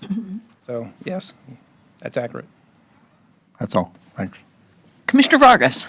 Yes, hi. I have a couple of questions. I've looked at your charts, the maps. I understand what you're asking us here. How much does the fire station cost? That's a great question. So that's a number we've been chasing because it just seems to go up and up and up. If we just talk about brick and mortar, we're probably, where's Matt? 10 million, roughly? 9 to $10 million in today's dollars. I understand that. But in addition to the station and the land purchase, we talked about donation, you have to staff and you also have equipment and storage. Is that what I'm understanding? So what does that cost to staff the station and the You're equipment? talking fire station, equipment, and personnel to complement the station itself, because we don't have the personnel for an additional station. You're talking probably close to a number more like 15 million. So that's staff and equipment Yes, ma'am. and building. So building the station, we have 9 million, plus you have an additional 15 million above No, that? no, no. That's inclusive? Inclusive, correct. Okay. Now, the other thing is, you talk about tropical farms and the necessity, and there may be some overlap from the existing station. Is that true? So Station 23, which is located on Cantor Highway near Indian Street, that station has some overlap with Station 22 Tropical Farms. If we pull that station out and it does bump a little bit towards the west, we have 23, which is that Cantor Highway station. It can cover where 22 would have been in their old zone. It can capture where they're moving a little bit. In other words, people that are being serviced with that level of service in that area would not be negatively impacted where we locate the new station. Okay, and then you have another station that's closer to the county line south? Station 36 is the county line south, yes. All right. Now, back to the developers. I understand Newfield is close to Port St. Lucie. So, in other words, we're talking about a station that would service to the south, to the north of this development, west and east. We're laying it out there. Indiantown, you touched on it. Also about the development of Terralago, willing to donate the land. Are they willing to build a station? Well, if I can walk into a room and negotiate it, I can let you know. But I'm looking at Lisa because I don't want to get out of my lane now. But it's something that I believe needs to be negotiated. Okay, because, it's fine to build a development, but I don't know why the commission has not in the past insisted that the developer also contribute or make whole a station. Impact fees, any suggestions that we can use for the future? The only suggestion I can make from my position is it takes more than land to make a fire station happen. And that's a lot to put on the taxpayers as we grow. I'm all about the developer, but that's not an area that I'm really responsible for. Yes, because I think that's something that we definitely want to lean on. I agree. I mean, this is necessary. We cannot put any more on the taxpayers' backs. They're making a lot of money on these developments. Therefore, they should as an inducement, say, hey, we're going to do this for Martin County and for the citizenry. Yes, ma'am, I agree. So the developers do pay impact fees that help us fund fire stations. So Newfield, for example, after their 30-year build-out, will have paid in the better part of about $7 million in impact fees for fire. Yes, The problem we have is that we get that over a 30-year period, and the need for a fire station is probably is definitely sooner than that. So that's stuff that we can work on at a staff level to see if we can try to get that money sooner, or find other ways to fund it. The other piece I just wanted to touch on here is that this is really a planning document that's going to help us to determine general vicinities of where the fire stations should be. We're not today talking about a CIP sheet. We're not asking you to fund these stations. We're just asking that you let us know if you agree with the proposed locations so we can start to negotiate with developers and or other landowners to see if that's the right place that we want to start planning a new station. If I may answer a question that Commissioner Heatherington had a little bit ago about motor vehicle collisions. I just sent out a nice text. Real quick, just simple, from 2019 to 2023, our motor vehicle accidents have increased by 12.5%. So we're running roughly just under 2,000 vehicle accidents a year is kind of where we sit today. But that number, yes, it does increase. Commissioner Heatherington. And that number increases regardless of residential units, so That is there correct. could be so much pass-through. So I'm just going to give my brief rundown on the recommendations you've asked for on the three components. Number one, I believe that data, and I believe it's conservative as far as Western Martin County, because as growing up out there and following, I've seen fire trucks coming, going out to Martin Grade. If you think you respond from 21 or 24 and you go all the way out to the western part of the county, and then you have to transport someone all the way back in to the eastern part of the county, I think now's the time we probably need to set and have an agenda item come back as soon as possible to figure out how to financially plan and pay for the Western Palm City station. I believe that's priority. We need to get that done in 3 years or less, if possible. I think we could get it done in 3 years or less. You're shaking your head, yeah.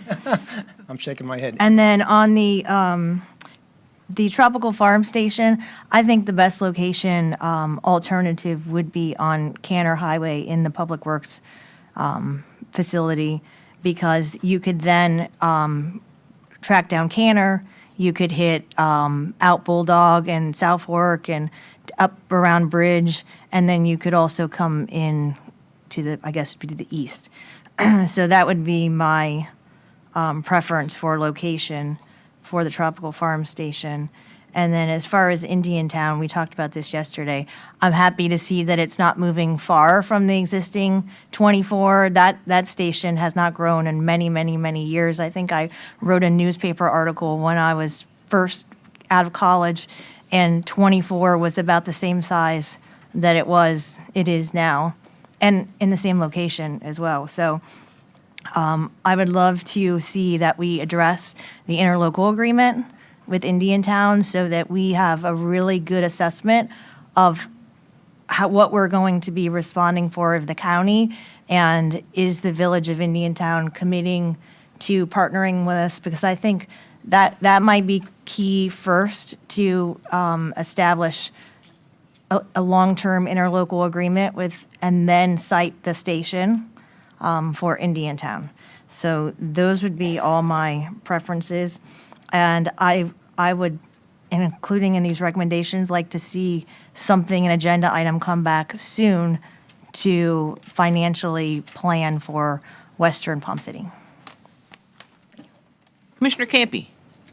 Thank you. Good morning. I appreciate your information. Chief, you know how I feel about fire rescue. We have had meetings with you all prior to this meeting.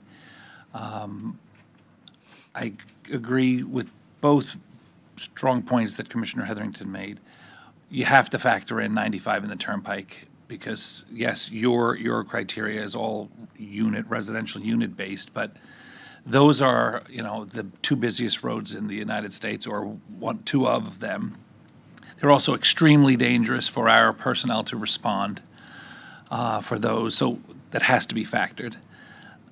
The Western Station, it's interesting for folks that remember, all the way out on the Martin Grade, there's an old derelict fire station. So I don't even know when it closed, maybe 20, 25 years ago. Imagine that back then the county residents assumed that they needed to have fire rescue services out in way western Martin County when the county's population was so much smaller than it is now. And for years it hasn't been. So I think it's long overdue, as Commissioner Hetherington said. To Commissioner Vargas's point about developers and business people participating, they are all willing to do that. There's been no discussion to the contrary. So yes, I think that the most recent developments on Martin Highway, I've had conversations with them as well. They're more than willing to participate, not just potentially in the donation of the property, but understanding completely that you can't just have the lot. In terms of tropical farms, I think having it in the neighborhood, I don't know what the mindset was back then, but it's always been in the center of a neighborhood, which makes it very difficult to pull the trucks out either way that you could get to Canner. Moving it out of the neighborhood makes perfect sense. Bulldog, I think, is too far. And then in terms of moving it to potentially the property that we currently have within that industrial park, the county purchased that property, and at the time, Mr. Donaldson, it's what, 30 acres? Mm-hmm. And Chief, you would need appropriately for future visioning, what would you think is the right number for your requirements? A minimum of 7 acres. Okay, so I don't understand how if we needed 30 acres for the maintenance and that portion of our operation for Public Works, that we would shave off 7 of 30 for that to me. So the only thing you could do then is buy more, purchasing more when there is opportunities, I believe, for developmental donations along that corridor. So give us a little bit more time. I've entered into initial just conversations with folks about, hey, would you participate? And the response has been terrific. So that one, let's have a little more time on that one. I think that will address not having to write a check for land when we don't need to. Indiantown has always been the case out there that it needed to be more, and you've done an excellent job in terms of putting personnel and equipment out there to address the situation, but it's still 20-plus miles out of town. I would want to make sure, and I know you will, that when you do negotiate with Terra Largo, whoever else, the landowners out there, if it's 7 and in the future it needs to be 10, then let's try to get it while we can up front. And then also build a facility, like you said, they have unique set of circumstances in Indiantown. The largest industrial businesses in our county are based out there. Within this calendar year, there was a fire at FPL. We did hear that a lot of that fire defense was your guys. So the concept, well, FPL will handle it on their own, I'm pretty sure we found out they won't. All due respect to them, we have to be prepared for that. And if, as Indiantown grows and they try to develop more of an industrial presence out there, it will be us that does that. So if we are going to do, which I agree we need to, let's plan for 10, 15, 20 years into the future. Don't take a 5-acre piece of property that soon afterwards we'll be like, oh, should have been 10. So, and I agree finally with Commissioner Hetherington that especially for the Western Palm City one, and beyond Newfield, which will develop slowly, there's been Stewart Weston Cobblestone residents and residents that live out on towards the Martin Grade have been begging for this for decades, and it's finally appropriate. Now, between the balance of new development, all of those existing residents that would not have triggered their own station. Now, finally, even when we were discussing that, Martin, the project across from Stewart Weston and Cobblestone, one of the advantages of them moving across the street is they'll get the things that they could never have gotten otherwise. Thank you, Mrs. Chair. Madam Chair. The analysis for the Western Palm City fire station illustrates perfectly why we should not put urban facilities outside the urban service boundary. Because those urban facilities are so ridiculously expensive to provide in a small geographic area. When you stick them out in the middle of western Martin County, they become astronomically expensive. And we're proposing to build a fire station at taxpayer expense in order to serve new developments that are so far from our urban core. Freestanding urban service boundaries, which are irresponsible, and we're supposed to pick up the price for new development. This is development not paying for itself again and again and again. We have to recognize that it is dangerous and foolish and reckless and irresponsible to put urban development where it doesn't belong. And that's what this analysis is all about. I have no interest in having the taxpayers pick up the bill for ill-conceived projects that were approved by former boards. And as far as Indiantown goes, maybe they need a new fire station, maybe they don't. But at any rate, the demographic that's driving that is Terra-Lago. Let them pay if they're creating a capacity inadequacy. Let them pay to resolve the inadequacy. So I have no interest in proceeding with any of these plans for the foreseeable future. Commissioner Campy. The assumption would be that any development that's happening, industrial or otherwise, that happens, as Commissioner Hurd says, outside the urban service district, that they don't pay any taxes, that they just show up there, they're there for free. They'll pay in millions and millions of dollars in taxes. We can get into a debate on what should happen where. The last time this conversation came up, the project that's out by 95, the exit and entrance to 95, which is 162 acres, where trucks would come and go from the property within 750 feet of one of the busiest roads. Commissioner Hurd's strategy of putting all of those projects within the urban service boundary, we would fill the room, as we will today, on a gas station on the corner. Imagine a 1 million square foot industrial park next to your neighborhood. So where do you put these tax bases? This is one of our biggest disagreements is I think locating it along that corridor is the perfect spot. We will disagree respectfully with each other as colleagues. But it's not like those people are going to build those facilities and not pay any money. They will generate tens of millions of dollars worth of taxes. We've already heard that none of the people that are involved in the development have said anything, but yes, they would participate in donations of land in potentially, as I had only heard recently, that there's an expectation that the developers would pay to physically build the buildings.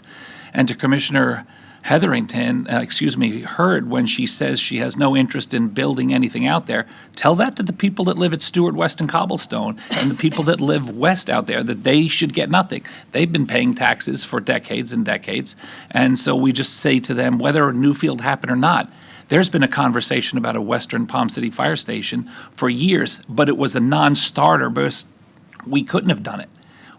Everyone would have paid for that. Now that Newfield or potentially Ashley Capital has shown up, those folks now can see a light at the end of the tunnel for what they have wanted all along. And yes, I understand the advantages of lowering your taxes or your home insurance. How about the human cost of how long does it take if your loved one is having a heart attack and they got to come from Palm City? Or in Indiantown, if you're the second heart attack in the same morning or the third emergency in the same morning in Indiantown, whether that Terra-Lago, which is an Indiantown village project, whether that never happened or not, you don't want to live in Indianwood and have a heart attack and wait. Can you imagine 20 minutes? 20 minutes feels like 5 hours when you're looking at a loved one in trouble. So I am still in favor of this, and hopefully for your sake and our community's sake, we'll get 3 commissioners that agree that it's appropriate that we continue to look to the future for fire rescue. Thank you. Ashley Capital was approved by the majority board in the last meeting of that majority board's tenure, and they did a PUD. That was the opportunity that they had to provide a public benefit of a fire station. I didn't see one in that PUD. There's nothing about a fire station. Commissioner Vargas. Yes. Did Newfield donate land or capital to build a fire station? Nope. No, Newfield did not donate land. They did contemplate donating land, but as we spoke, the analysis demonstrated that it's a little too far north in our community, and the service area would actually be in Port St. Lucie rather than in Martin County. So the Newfield area really doesn't fit what we need as a community. We really need to be a little bit further south and west if we want our service area to cover Martin County rather than the adjacent county to the north. I understand. But they did not donate land specifically. Right, I understand that, but they were given the green light to build this development, which is huge. They certainly had the pockets to purchase land and build a fire station. And again, to our chairwoman, her points are valid. I mean, we are allowing these developments to come through. Don't know why the previous board did not put their foot down and say, wait a moment here. You want to make millions and millions and millions of dollars? Yes, I know they'll be paying taxes. I understand that. But that's over many years. You said we need a station within 3 to 4 years to save lives, for calls, for the citizens that are depending on us. I mean, that's a valid point. We really need to think about this. So, you know, the other thing that I have a question about is the interlocal agreement between Indiantown. What would be an ideal timeline for that? Mr. Donaldson? Yeah, so as was suggested, we would not recommend embarking on the construction of a new station there without having a long-term agreement with Indiantown on the service of fire there. Right now, we have an agreement that is 5 years. And so I think we would want a longer term, 20-plus year type of agreement before we invested in a fire station that serves their community. We would still, even if they embarked upon developing their own fire rescue service, we would still be responsible for Western Martin County out to the lake. So our location of a service station would likely be different. So that interlocal agreement is critical for the future planning of a station in Indiantown. All right, so not unreasonable 30 years, 40 years, that type of thing. Mm-hmm. And we could revisit that. So what we're doing today is say, okay, we see the study, we see the maps, we've heard everything you've said. Yes, we've met with you before this board meeting. So what you want to do is pursue locations and then come back to us and present your findings, and at that point, we can agree or not agree. Is that what I'm understanding? Yes, Commissioner, all we're really seeking is input on potential area or locations. I think you've heard staff recommend that their priority station is Western Martin County, Western Palm City station. With your feedback, we would then identify potential locations and meet with you, and then we would not, it would not become an official, if you will, until there was an adopted CIP. We usually review this capital improvement plans in March, and it would anticipate that one or more of these would be discussed again then.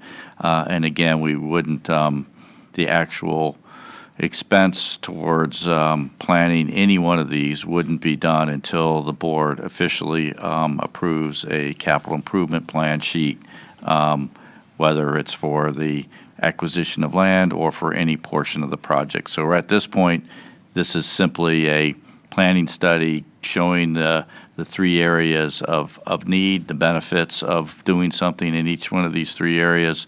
And we just simply need today do you agree with the priority of looking in Palm City?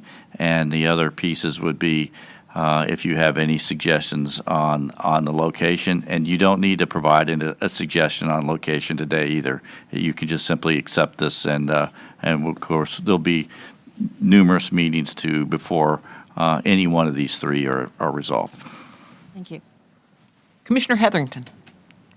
Chief, I wanted to clarify, I wrote down, so did you say Western Palm City, 77% of the time? I wrote down 77% of the time we're meeting the 8-minute level of service standard. That's correct. What does our comprehensive plan dictate that we meet? What it dictates is we have to meet it within 8 minutes inside the urban service district 90% of the time. And we're only doing it 77% of the time in that area. And that's inside. So that's the existing, so we're meeting today without, Newfield or Monter, whatever, Ashley Capital, all that. We're meeting at 77%. So we're in danger of being outside of what we've established as our comprehensive plan level of service today without any of that. And I don't know what boards approved Stewart West and Newfield, I wasn't here. But for decades, people in Western Martin County on Martin Highway have been asking, begging, have seen their loved ones die on the side of that road. We have to address this level of service. I mean, we had people in this MPO in tears because how dangerous and how many people they've lost on the side of 710. Western Martin County has to be a priority, and this is today's level of service before some of these big developments like Newfield that I don't care what board approved it. We have to meet today's level of service without that coming online. So we need to address that. Otherwise, we're derelict in our duty, I think, to protect our residents. So I think we need to have something come back as soon as possible for that. Understood. Commissioner Capps. Yeah, my question has to do with the possibility of securing land on 714 from the developer who recently got an approval for Martin Commerce Park. And there's the possibility that maybe he would have some land that would benefit us in a major way. I mean, one of the biggest costs associated with the fire station is the land. And there's this possibility that he might have a parcel. Am I speaking too early on that? No, so we've had some preliminary discussions, but we really needed to get board direction for this analysis to make sure that it was in the right location before we continued those discussions. So really, this is the precursor to working those details out. Okay. Commissioner Campy. Motion to accept the report. Second. Any further discussion? There's a motion and a second. All those in favor? Aye. Opposed? Opposed. That motion passes 4-1 with Hurd dissenting. Thank you. We are now going to take a 10-minute break, and then we're going to take up the Wawa agenda item.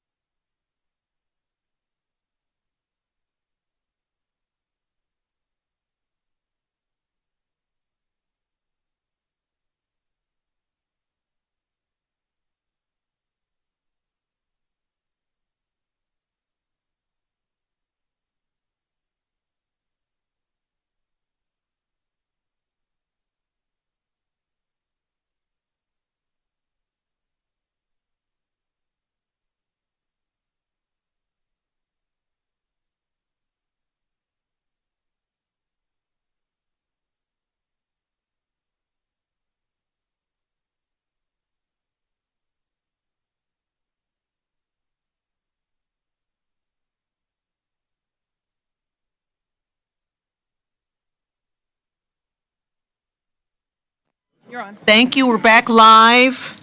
Taking up public hearing quasi judicial number 2, which is a public hearing to request approval of the major final site plan for Wawa, Canner and Locks.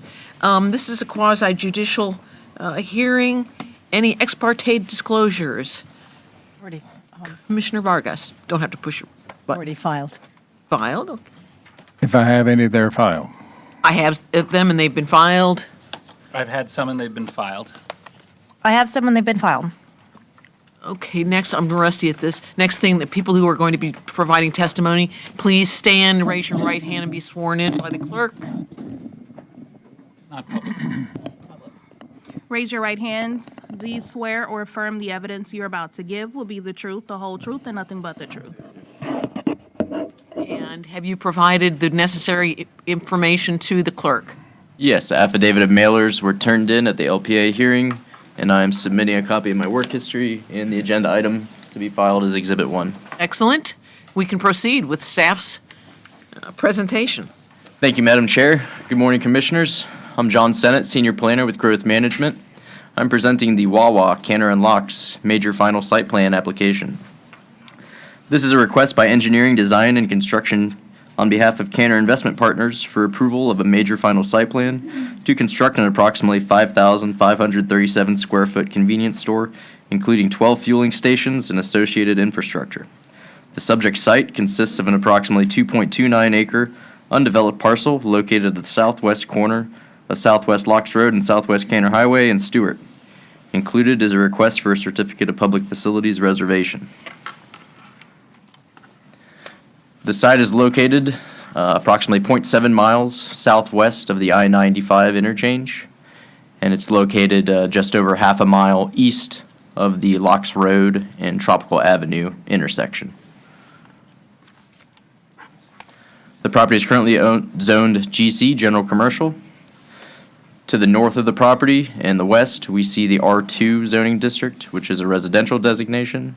To the southwest of the property across Canner Highway, we see the LC Limited Commercial Zoning District, along with the R3A and A1 zoning districts.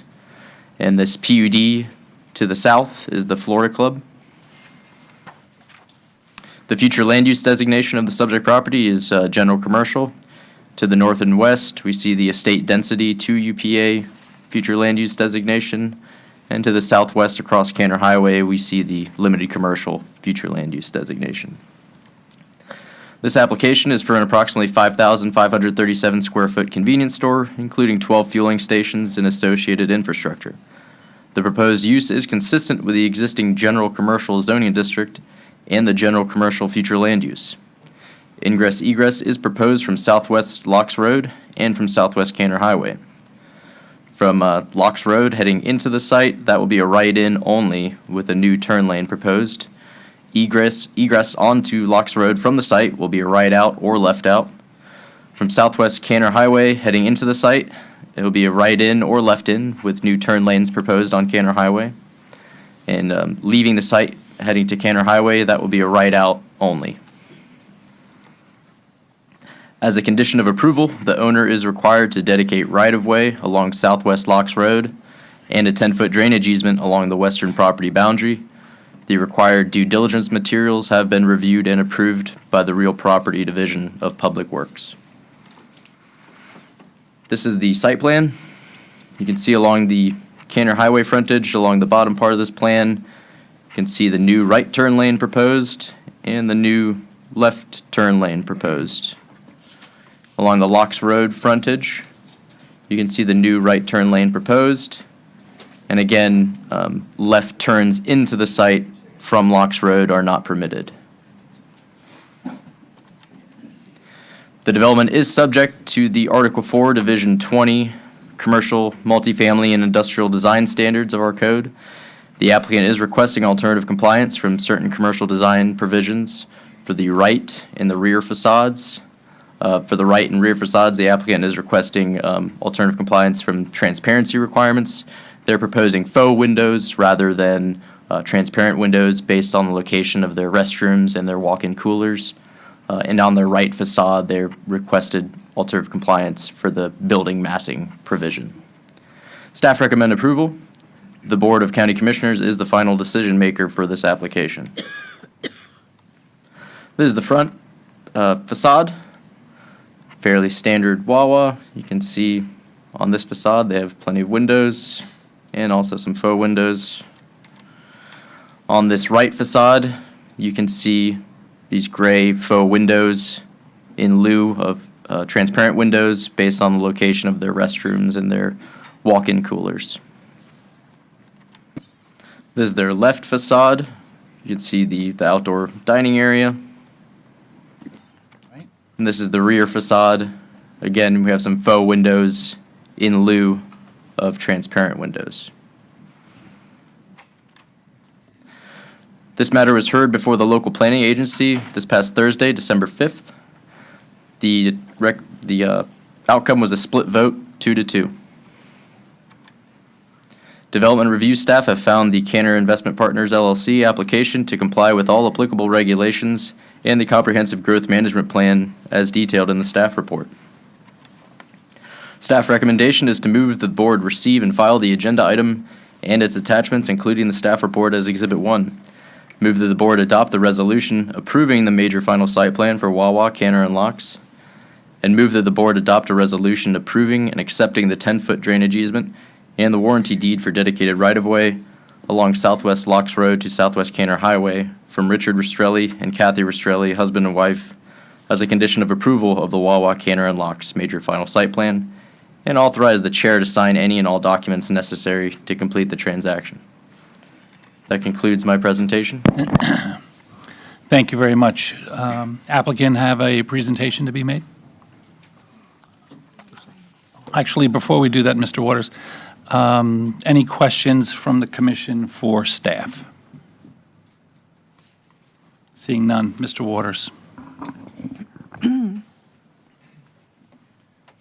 Good morning, Commissioners. Tyson Waters from the law firm of Fox McCluskey here on behalf of the applicant.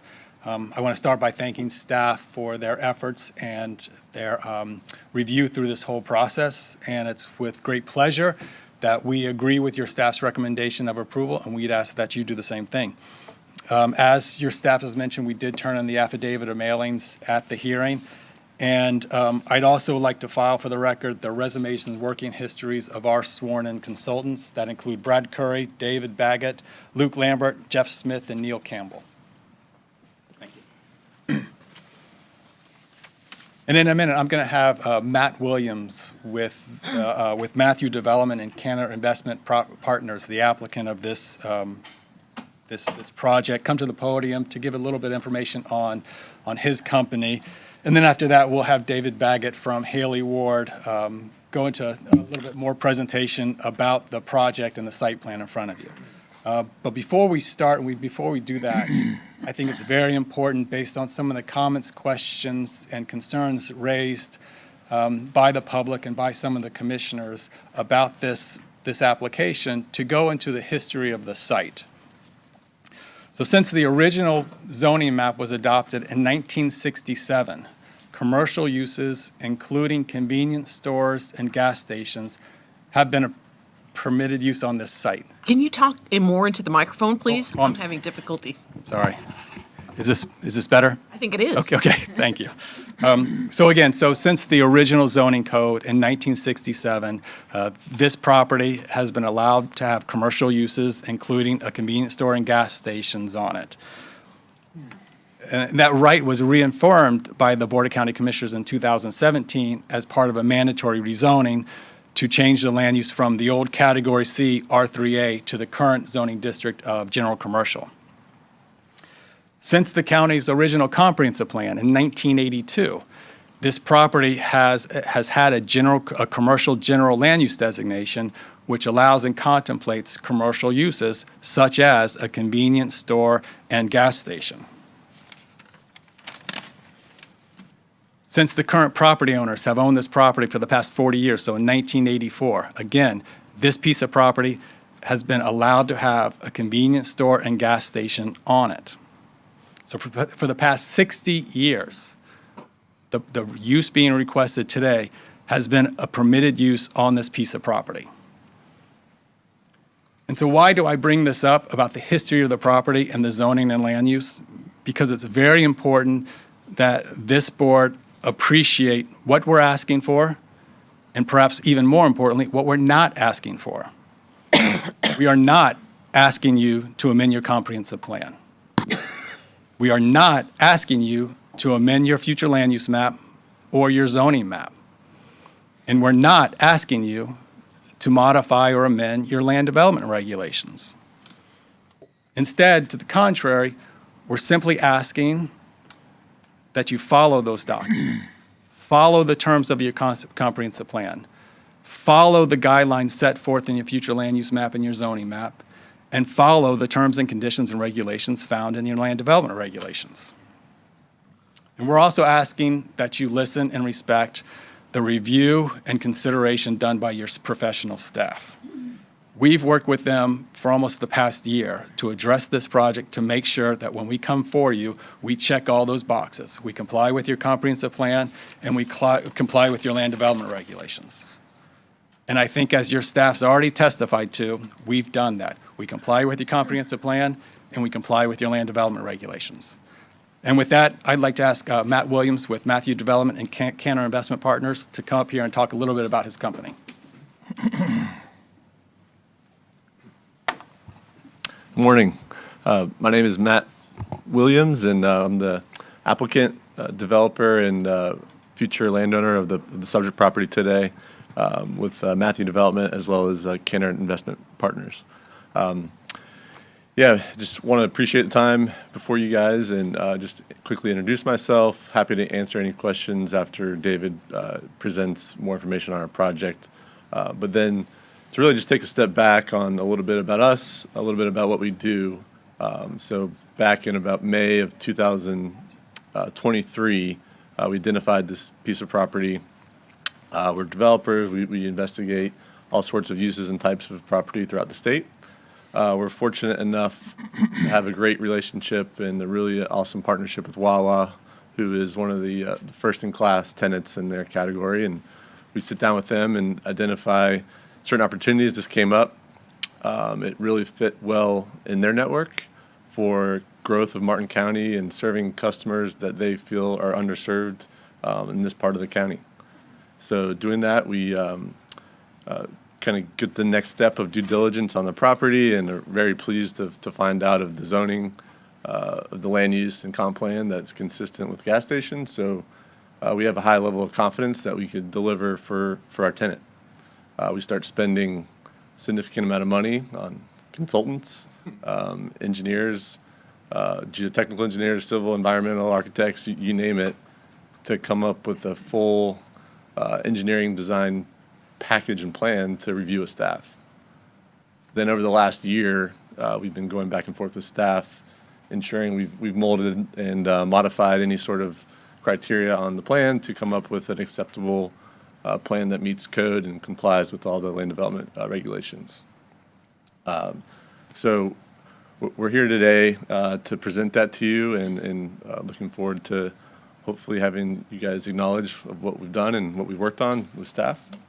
And also just want to say for the record too, we're not here to discredit any concerns that the residents and citizens of the area have. I mean, we've truly tried to listen to accommodate some of those concerns, go above and beyond of what we can do per just standard code, and yeah, to really be a good neighbor. We're not here to come in and bully anyone. We want to work with them. We think the tenant's going to be a great partner in this area. And yeah, happy to answer any questions at the appropriate time and turn it over to David for a little bit more in detailed presentation.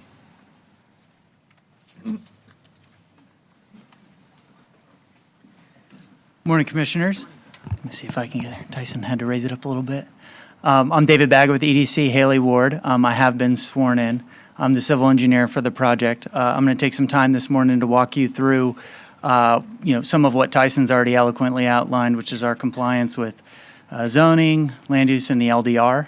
I am the civil engineer for the project. I do rely on other experts on our team for this project, and some of those are also here with us this morning to answer any questions that you have.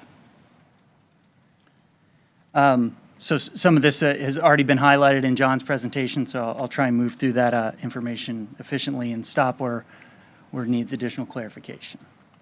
The project is located west of the Turnpike and 95 on Canner Highway at the intersection of Locks Road. The parcel is currently 2.29 acres. This is just a closer zoomed-in view, so you can see the surrounding development and the arterial roadway. Included for consideration of approval in our application is a major final site plan. The site, like I mentioned, is 2.29 acres currently, will be 2.19 acres after a right-of-way dedication along Locks Road.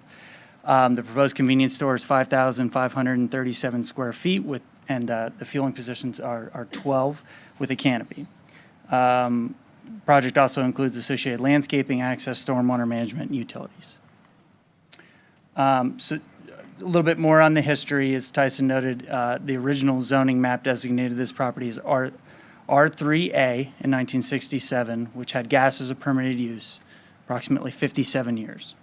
1982, land use under the county's original comprehensive feature plan designated commercial general, 42 years.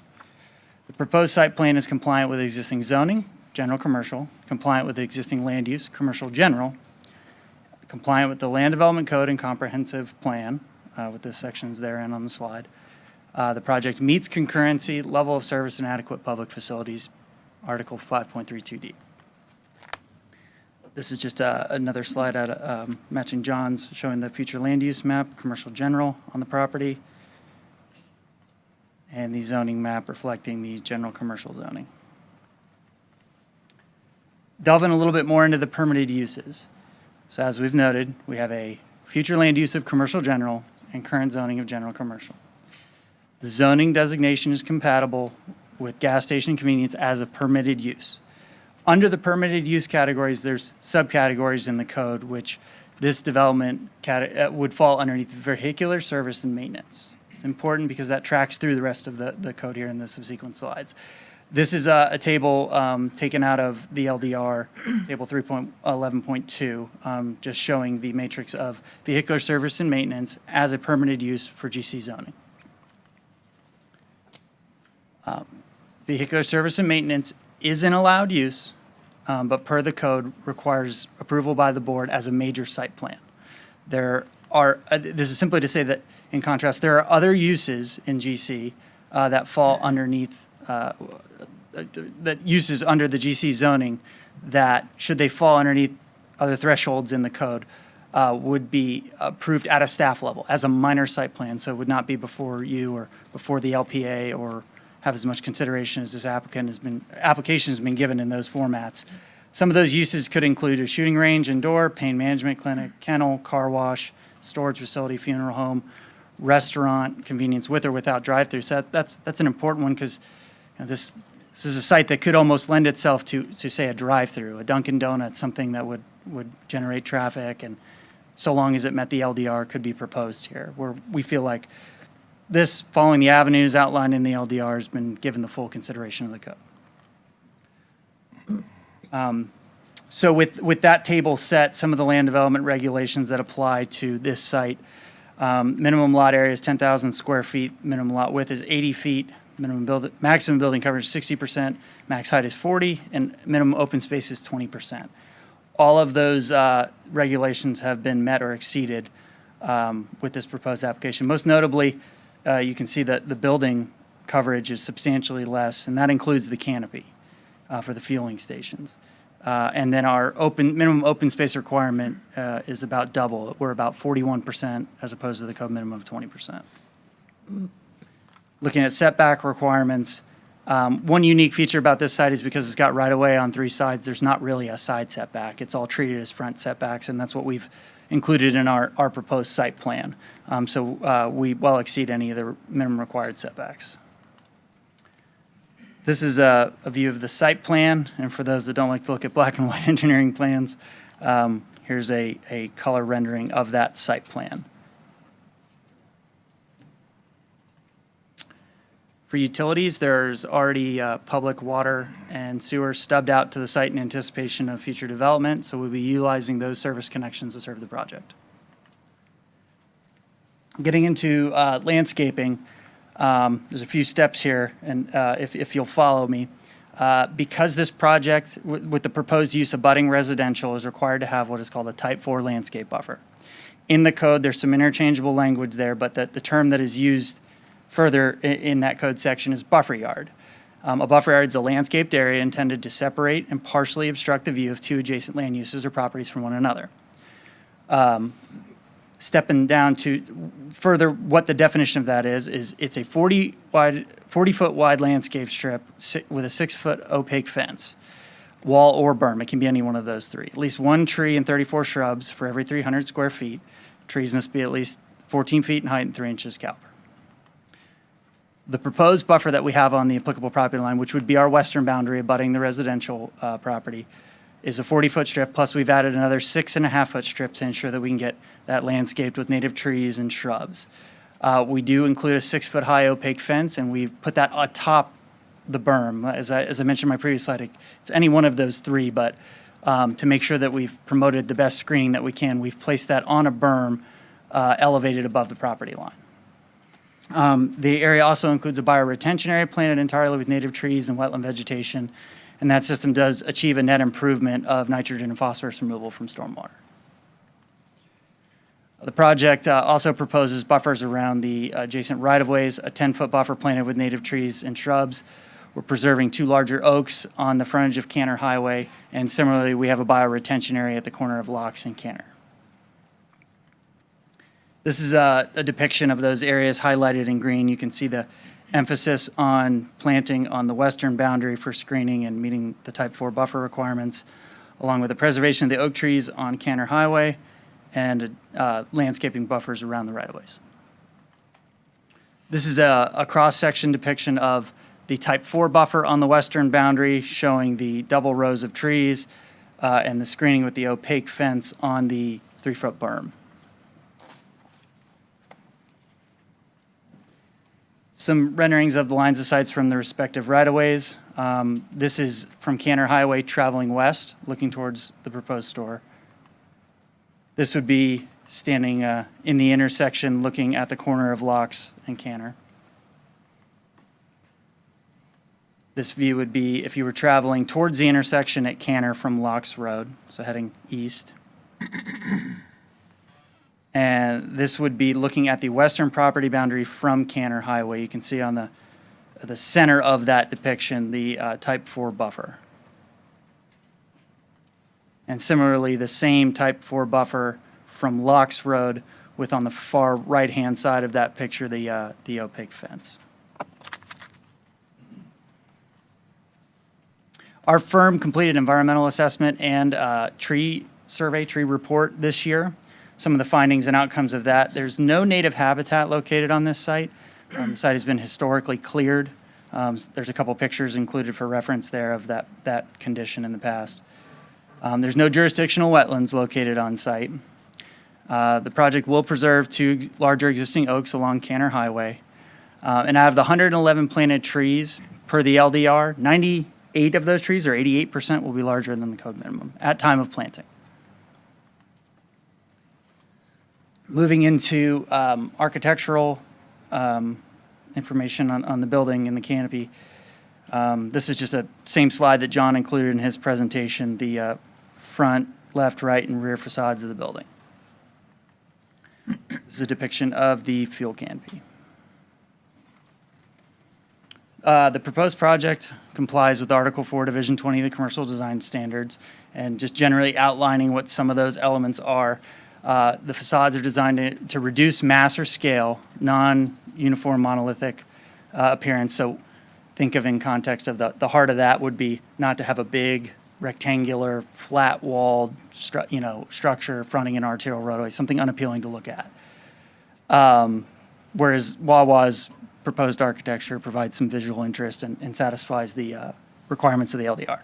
It includes awnings located over windows and doors, porches with outdoor seating, decorative columns, fascia, and light fixtures, and a peaked roof form. Once again, kind of circling back to my first point, the architecture is not, as the code discourages, massive or generic. So with that context of not wanting to be massive or generic, I'll touch on the alternative compliance a little bit here. It's permittable under the LDR, and by the means that I'm about to describe here, generally fulfills the intent of Section 4.871. The right facade is only 55 feet in length, and so that small size is a bit constrained to do what is conventionally used to meet to satisfy as part of the code, which is articulations, bump outs in the building. It's a simple means of doing that, to checking that box, whereas the preference here would be to include more attractive design elements. So we utilized ones under LDR 4.872, awning, raised parapet, peaked roof, decorative light, and decorative windows on that facade. And as John outlined on the rear and right of the store, typically the code requires non-mirrored glass, so a window that would be transparent that you could see. Those facades are where back of house, restrooms most notably, mechanical plumbing rooms would fall. And so to satisfy that requirement without promoting visual looks into those rooms, we have the faux glass proposed on those windows. This is just a quick look at the proposed monument this will be located at the corner of Cantor and Locks, near the signalized intersection. Moving into traffic, this is a general outline of the proposed ingress and egress. Project will construct a right turn lane and a left turn lane on Cantor Highway, and will construct a right turn lane, which is the only means of egress on Locks Road, and restricting ingress via a left turn movement on Locks Road. I'll elaborate a little bit more on that. So one of the first things we did when we were approached with this project and moved into the pre-application stage before we ever submitted a site plan application is we looked diligently at traffic. And one of the things we found that with a conventional approach on this project, without an alternative, we would be increasing the number of trips entering the site on Locks Road. And so that was something that we took careful eye at. Also, doing so, ingress on Locks Road would create additional vehicular conflicts, essentially more turning movements on there going into the site. So the goal was to try and reduce that. Evaluating the site for right in, right out movements only on Cantor Highway, that creates an increase in U-turn movements within an intersection of an arterial roadway, something that we wanted to make sure that we stayed away from as much as possible. As such, we approached DOT and were granted the ability to construct a left turn on Cantor Highway, with the focus being to keep as many of the trips on Cantor Highway accessing from Cantor. Ingress was restricted on Locks Road to dissuade anybody from going into the property using that entrance. The proposed access maximizes the distribution of traffic and prioritizes the use of Cantor Highway access into the site.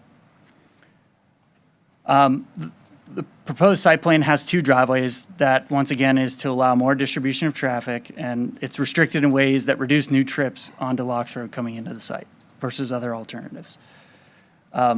Convenience and fuel have a substantial capture of existing trips. I just make that point that if you dig into the nuts and bolts of the traffic analysis, these types of uses have 75%, upwards of that amount of capture of existing trips. So in those totals of traffic, keep in context that they are trips, there's a large portion of that trips that are already on the road. So, the proposed plan allows surrounding residential communities ingress and egress to the site without unsafe U-turn movements in Cantor Highway.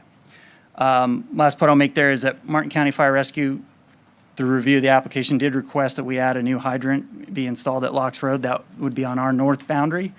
And so access from Locks is also desirable from a safety standpoint so they can access that.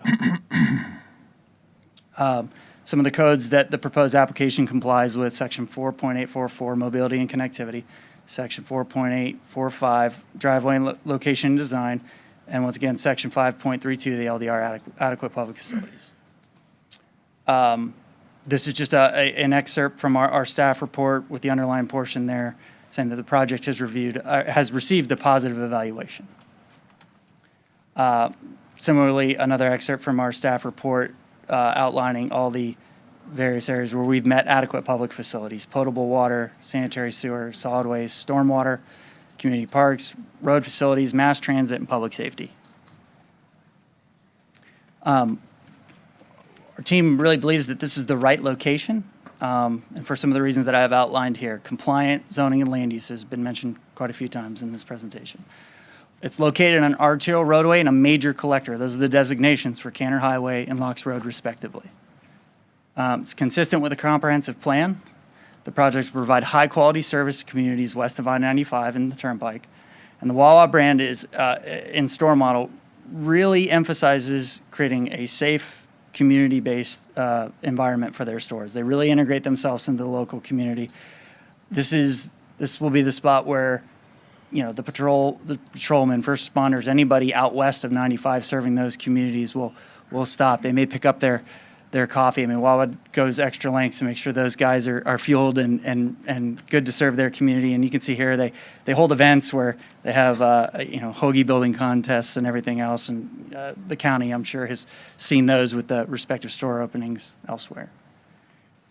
Wawa puts an impeccable focus on the safety of their stores. They meet or exceed all requirements from EPA, FDP, FDAX, and the health department. So outside of what we're here reviewing today, a site development permit, they are highly regulated by those agencies and meet or exceed all of the requirements. They put an emphasis on prevention, where, you know, for instance, some of the bullet points there, DEP requires only single-walled tanks, but they have double-walled for extra containment. They have shear valves and breakaway valves at all the pumps. So, for instance, if you were fueling up and accidentally forgot to take that handle out of your car and drive away, they have valves and automatic monitoring that stop that to prevent spills from occurring. They have containment units under the tanks and under the dispensers. As I mentioned, electronic monitoring and automatic shutoffs, leak detection. That's 24 hours a day, 7 days a week that they're doing that. And there's always a staff member at the facility that is trained in underground storage and tank operations. The project did hold a neighborhood meeting on May 30th, 2024 at Christ Fellowship on Pratt Whitney Road. So to summarize some of the information that I've already said, the proposed project will be 2.19 acres after a right-of-way dedication. The proposed convenience store is 5,537 square feet, and there are 12 fueling stations. Project proposes construction of an eastbound right turn lane on Locks Road, construction of an eastbound left turn lane on Canner Highway, and construction of a westbound right turn lane on Canner Highway. There's no water or sewer expansion required for the project. There's adequate water and sewer service at the property line now. The proposed project has native landscaping and buffering that satisfies the LDR. Includes a bioretention stormwater management system for treatment of stormwater and attenuation. The project satisfies Section 5.32, adequate public facilities for traffic, utilities, stormwater management, solid waste, and public safety. And once again, the project has compliant zoning, compliant land use, and this is a permitted use on the proposed property. With that, we will field any questions that you guys have. So again, just in conclusion, we've been working with your staff for over a year, even before we applied for the site plan. The applicant and their consultants reached out to staffs to start formulating the best project for this site. And we think we've done that. And with any project, before we come to you, we all want a staff report like this. And I'm just going to read you just little bits of it. Determination of compliance with land use, site designs, standards, zoning procedural requirements. Staff has reviewed the application and find it complies with the LDR, as detailed within this report. Staff recommends approval of this development application as consistent with the guidelines and standards of the applicable comprehensive plan goals, objectives, and policies as implemented in the LDRs. Determination of compliance with comprehensive growth management plan requirements. Staff has reviewed this application and finds that it complies with the LDR as detailed in this report. Staff recommends approval of this development application as consistent with the guidelines and standards of the applicable comprehensive plan, goals, objectives, and policies as implemented in the LDR. Determination of compliance with urban design and community redevelopment requirements. Development staff has reviewed this application and finds it complies with Article 4, Division 20, Commercial, Multifamily, and Industrial Design Standards of the Martin County Land Development Regulations. Determination of compliance with environmental and landscape requirements. The Growth Management Department Environmental Division staff has reviewed the application and finds it in compliance with applicable land development regulations. Determination of compliance with transportation requirements. The Traffic Division of the Public Works Department finds this application in compliance. Determination of compliance with engineering, stormwater, and flood management requirements. The application was reviewed for compliance with the following divisions of the Land Development Regulations. Division 8, Excavation, Fill, and Mining. Division 9, Stormwater Management. Division 10, Flood Protection. Division 14, Parking and Loading. Division 19, Roadway Design. Determination of compliance with utility requirements. This development application has been reviewed for compliance with applicable statutes and ordinances, and the reviewer finds it in compliance with Martin County's requirements for water and wastewater levels of service. So a staff report with all staff recommendations of compliance. And I also want to read to you a portion of Chapter 19 of your comprehensive plan, the property rights element, and specifically policy 19.1A.1. The following rights shall be considered in local decision-making. Subpart 1, the right of a property owner to physically possess and control his or her interests in the property. And subpart 2, the right of a property owner to use, maintain, develop, and improve his or her property. So it's always the preference of an applicant, their consultants, and their land use attorney to stand in front of you with public support and the unanimous support of this commission. But I understand I've been doing this long enough where I don't always get that. And I also understand and appreciate that through the application process, there can be some unpredictability where things pop up and you're forced to address. And that's why some of these projects take so long to get to this point. But what there can't be unpredictability about is the implementation of your land development regulations. If a property owner comes to you with a permitted use and complies with all of your land development regulations, it is right, fair, and just for the public, for the property owner, and this community as a whole to approve the project. We check all the boxes, we comply with your land development regulations, and whether we hope that you like this project, you like Wawa's at this site, but if you have your reservations and maybe aren't sure that a gas station is right here, we still comply with your land development regulations, and we deserve and we request that you agree with your staff and you agree with the experts that have testified today and you support this project. And finally, in addition to the individuals you've already heard from today on behalf of the applicant, in the audience with me today as part of the project team, I also have Brad Curry, the land planner, Luke Lambert, our transportation consultant, Jeff Smith, our landscape architect, Neil Campbell, the environmental consultant, and Brian Seymour of the Gunster Law Firm. And with that, we're happy to answer any questions you may have. Thank you very much. Questions for the applicant? We will go to public comment. And wait a minute. Commissioner Vargas. Okay, I don't know about the others, but I have received a boatload of emails, mail, hand-delivered, phone calls. My aide is overworked on this, from the neighbors who feel very, very strongly. We even had some comments this morning. So there are several items, and I understand about the comp plan, when it was adopted, changed, all of that. I understand how far back that goes. You mentioned it's general commercial, so you could put a restaurant there. Who am I speaking to? The attorney? Okay. Restaurant on the Yes, site? ma'am. A restaurant, a convenience restaurant, meaning with or without a drive-through, a McDonald's, Popeye. Put offices, Yes, maybe a ma'am. small strip center, a car wash. Yes, ma'am. You could do that. You could also put a 4-story storage facility, is that correct? Yes, ma'am. And of course, a gas station, convenience store, which is what we're talking about here. So if you have checked all the boxes, you have the permit, why are you coming before the board? Is it because of the product that's being sold? I'm asking Mr. Donaldson.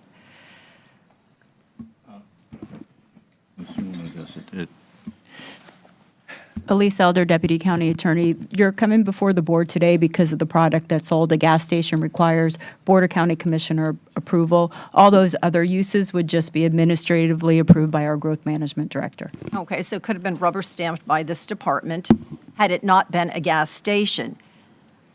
One of the residents expressed, she's in the medical field, about benzene, leukemia, non-Hodgkin's lymphoma, because it's so close to a residential area. Other counties have adopted 500 feet. Do you know how far this is from that residential area, the first home? I know there's a home right abutting this property behind the fence. Have they objected? I think you might hear from that individual later in the public comment. Okay, great. Do you know how far this is besides that home that's nearby, the residential? Because I drove west, I got my automobile, I drove west, I drove east on Canner, I circled around to Locks Road, all the way down, I came back, I visualized, I know what a Wawa looks like. The ingress egress is another issue. People have said it's going to stack traffic up on Canner Highway heading west to turn onto Locks Road. So, I mean, there are a number of issues. Somebody talked about, I'm just recollecting from all of the communication, the bus, the school bus that stops. And yes, they have the stop signs. As a responsible driver, you are supposed to stop both ways, coming and going, in front of the bus.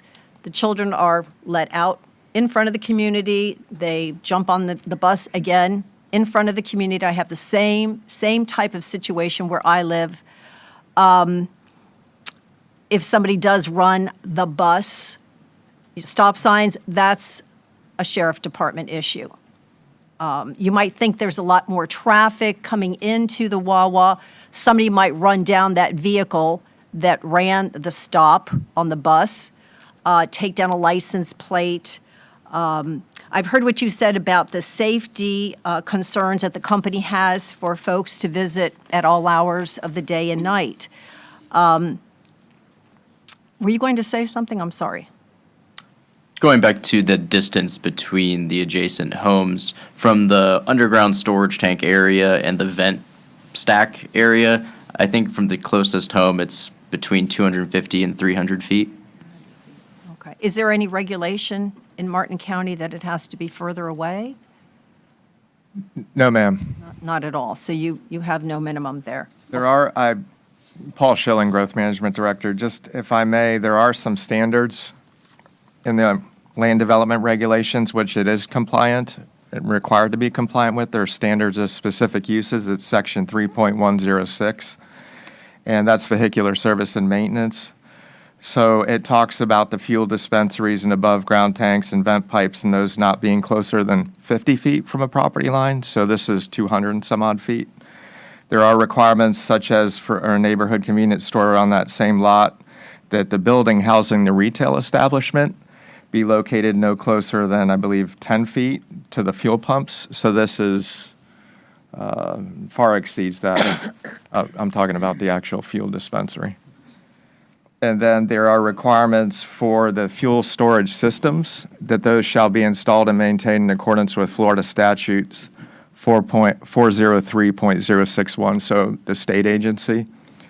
And then where they are abutting a residential PUD Category B district shall be separated by a Type 4 landscape buffer, which this project demonstrated compliance with. So those are the standards for specific uses within our land development regulations. All right. You mentioned that your team had a meeting with the residential owners last year, I believe it was, at Christ Fellowship. Is that correct? Yes, ma'am. Okay. And what was the participation? I'm going to ask David Baggett to get it back up here. I wasn't at that meeting, but he can give you more information. Okay. Morning. So back in May, we did distribute invites to the surrounding residential neighborhoods to attend the meeting at Christ Fellowship. The turnout was generally good. It was over a span of a couple hours, so we invited the residents to come in, meet with each of our design professionals. We had stations set up where they could speak to someone about traffic, speak to someone about environmental, speak to someone about lighting. and had accompanying exhibits to answer any questions that they had. Okay. So have you received comments from folks in the area? Have they Yeah. called you? We've had emailed you? we've had a couple direct calls, like directly to my office. I've had I don't know, your office, anybody's office. So I've had a couple calls from adjacent residents direct to our office. I know we've been made aware of the ones that have either come directly to you or staff. Some of those were folks that attended the neighborhood meeting, and we were able to get FaceTime, interface and answer any questions there. Okay. So did you appease their concerns, their anxiety? In as much as the project is physically able to, and that in accordance with the LDR or any other applicable regulations. You also mentioned that 40% of the, it's 2.5 acres, I believe, something like that. 40.67%. Okay, yeah, I know, you're an engineer. I know. I'm not an engineer, I'm a language arts person, but that's fine. That is building, construction, and the remainder is landscape? Is That was the correct? open space number, I apologize. Okay. Yeah, so the 40.67% would be the applicable open space Okay. of the project. Okay. Yeah. All right, and the balance is The construction? balance is between the canopy and the building, yeah.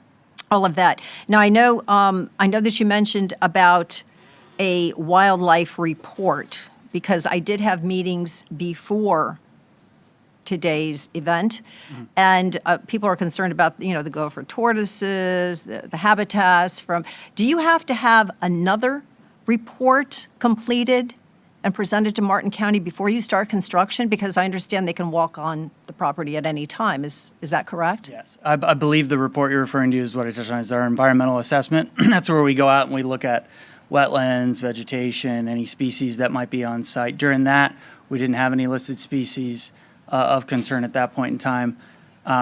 The subsequent report that you're talking about would be, we would likely do another gopher tortoise survey. Is that required? It is. It is required? Yeah. So this department would receive that? Yes. Because you said likely, maybe. Yeah, sorry. maybe we won't. That once the project was approved and moving towards construction within the appropriate timeframes, we would submit that report to ensure that there's none on site, and then set up the appropriate controls to make sure that we cleared the site after that was approved. All right. Who is paying for the fire hydrant? We are. All of it? So the developer is paying for the installation of the new fire hydrant. And I think that gentleman has the option on the property. Is that correct? Okay, that's your business. You come and you define sites that are good for whoever the end user may be. So that's what you do. The one issue that has come constantly is the stacking of traffic from east to westbound turning on locks. I understand about the turning lanes, and I know that you have planned that, you're investing in that for safety. Is there a remedy to that? We've evaluated all of those options, and so my answer is going to be to attempt to walk you through the constraints of that, if that's okay. Important to note, the stacking does clear 100% of the time with one cycle of the light. So albeit there will be stacking, and they're stacking there today, but with the timing of that light, it does clear in 45 seconds. And who determines the timing of the light? Is that a Florida? Martin County. Martin County? Martin County is the operator of the signal. Okay, he wants to talk. Go ahead, Luke. Yep, I was going to. Luke Lambert on behalf of Rourke Engineering and Planning, a TMC company.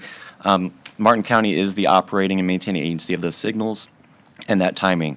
And Southwest Canada Highway is a state facility, so they really work with that agency to determine those signal timings. Okay, so it'd be 45 seconds. Is it sensing that the traffic is heavy at certain times?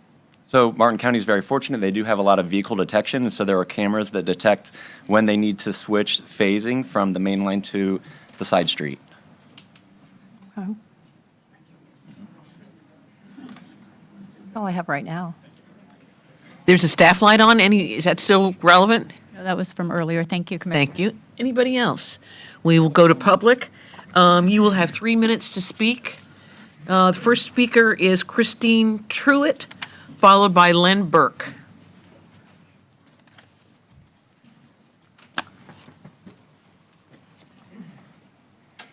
Good Good morning, Commissioners. My name is Christine Truitt, and my husband and I are homeowners in Savannah Estates. Speaking to the across- mic. Speaking to the mic, sorry. Is that better? Okay. We're homeowners in Savannah Estates across from the Wawa, proposed Wawa. Our group has submitted a packet to you today about our concerns, questions to consider, and a petition totaling 1,103 unique names of community members who are also opposed to this project. We're asking for your help in this matter. The petition signed discussed violation of Martin Code Land Development Code, traffic concerns, impact on community safety, preservation of residential character, redundancy of services, in this case, 7 gas station/convenience stores within 1.5 miles of this proposed site. We're an organized group, and we took our task seriously.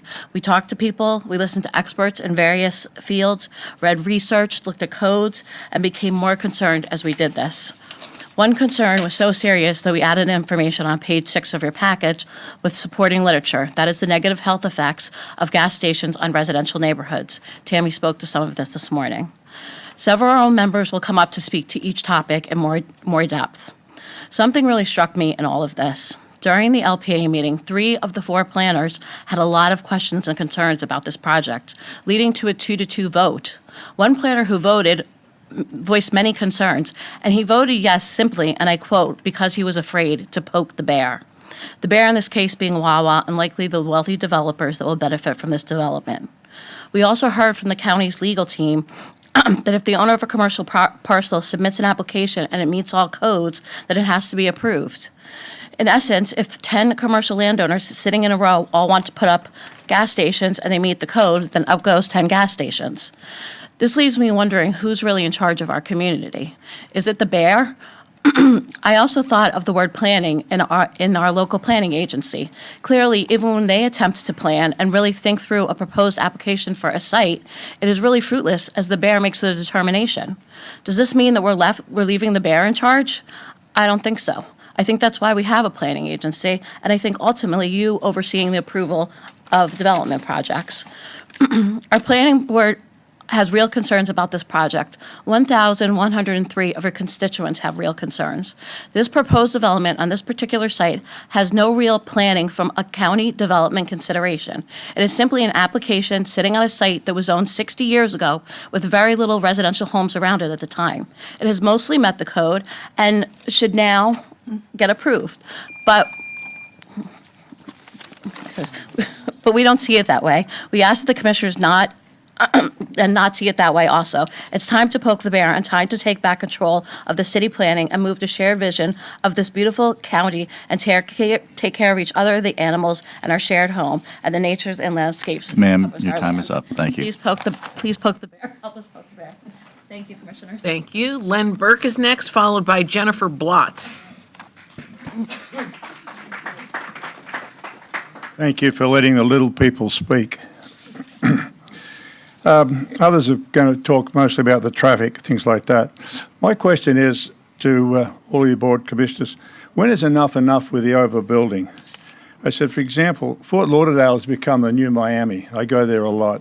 I said in regard to congestion and traffic. Do you want this for Martin County? How many vacant pieces of land are zoned for gas stations? When do you reach the point of mandating a limit to any amount of any one industry saturating the area? It doesn't matter whether it's gas stations, food restaurants, things like that. I said, if you have 8 applications for gentlemen's clubs and you took a poll, pun intended, would you allow it? Right. That's basically what I want to say, but what's been missed here in general, and everything's right and conforms, we know that. We've heard enough from these gentlemen behind me.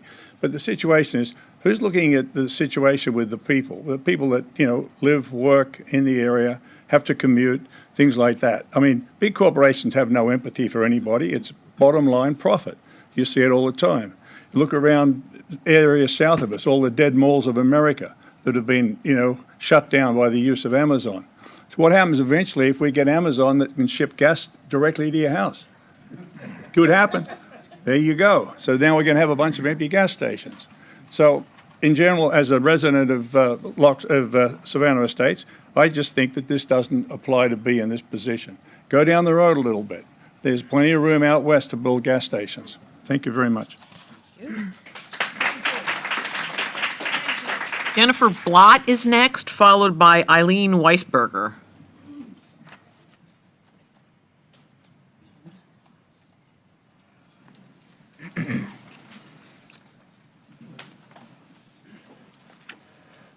Afternoon. Good morning, everyone. Good morning, people, fellow residents. I had not planned on speaking this morning at all, but I just felt a need to come and see what was going on and to put my 2 cents in. I am a resident of Gregor Woods. I'm all the way down at the end at Locks Road, backing up to Phipps Park, beautiful area. Love it there. I've been there for 22 years. I don't think this is in keeping with our neighborhood. There is stacking already going on at that light. I have to go through 2 cycles sometimes. I have a feeling there's probably not cameras there to regulate that. I hear, they have complied with what appears that way, but it needs to be rezoned, clearly. Something from 60 years ago needs to be looked at. Where have people been on that? Why hasn't that been looked at already? We are not underserved by gas stations in that area. Maybe we could take care of 2 items here. The fire station need, why not another one there? And I say that from personal experience. My husband having suffered a stroke in 2020, July, you can go in the records, look at it. Took them 8.5 minutes to get there. I thought I was in a really safe place with Tropical Farms Fire Station, literally not a mile down the street, but Indian Street had to respond. It was 7:30 in the morning. That gas station, that fire station responds a lot to 95 accidents in that area.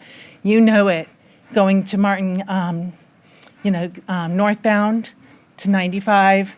There's accidents in there all the time. You need to look at that and see how that could be better taken care of. So I just ask you to reconsider this and find something better for our area. Thank you. Thank you.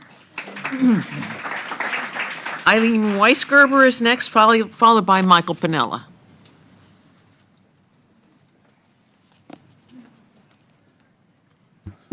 Hello, my name is Eileen Weisgerber. I live on Wildcat Trail, which is in the area where the proposed Wawa is, we're hoping it's not going to be there, but that's where I live. And I agree with all the negative aspects of this project.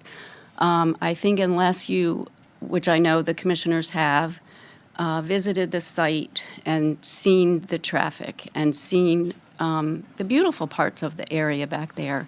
And I know Wawa has stated they're going to have beautiful landscaping, trees, awnings, beautiful awnings, windows, just beautiful.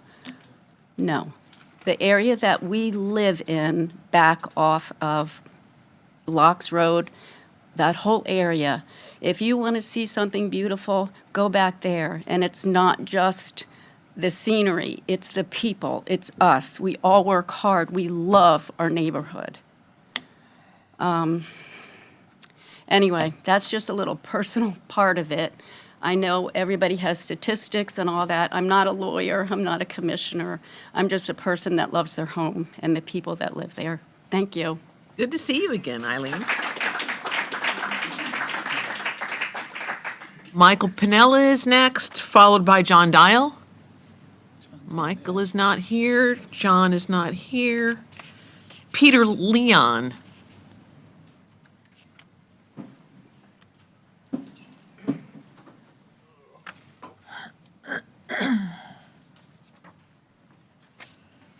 Good morning. Morning. For listening to my concerns.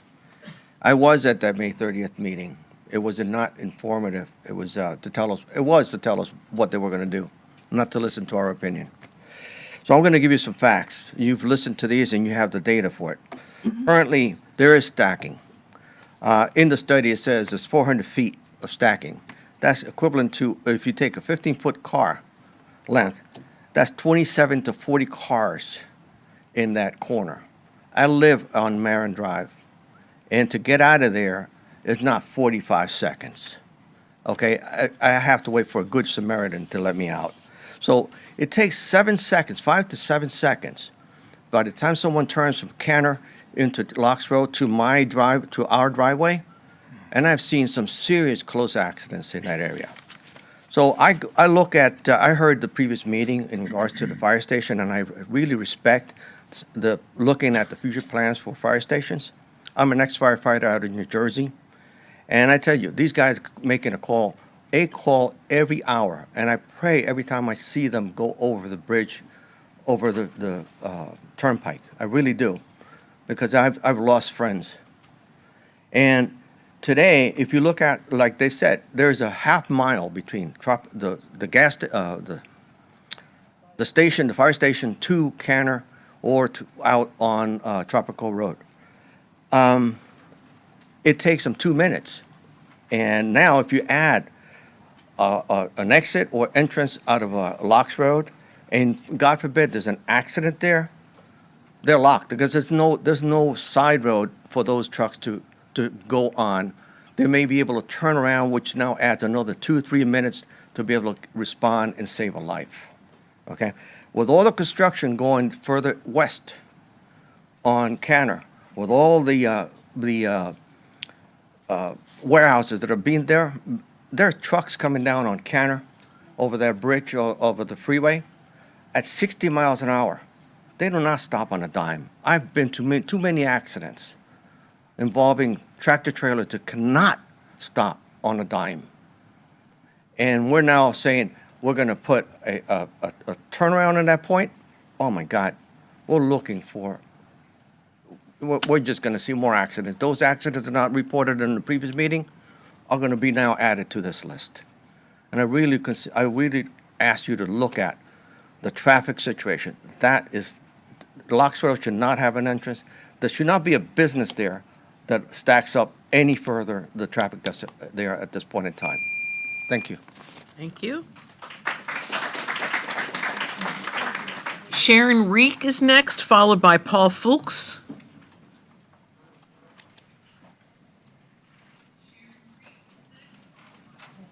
Billy. Morning. Good afternoon, Commissioners. Thank you for your time today. I'm going to be quick because there's parts of the reports that I can't say because of my time limits.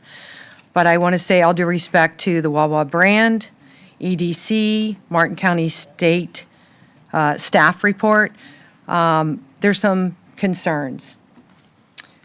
There are concerns with the EDC environmental assessment that was revised as of February 5th, 2024, and that the Martin County and that of the Martin County staff report dated September 20th, 2024. Within the report from the EDC, it states, and this is parts of it, as part of the local approval process, the applicant will be required to comply with the following item, Section 4.666. Protected trees shall not be removed or damaged without Martin County approval.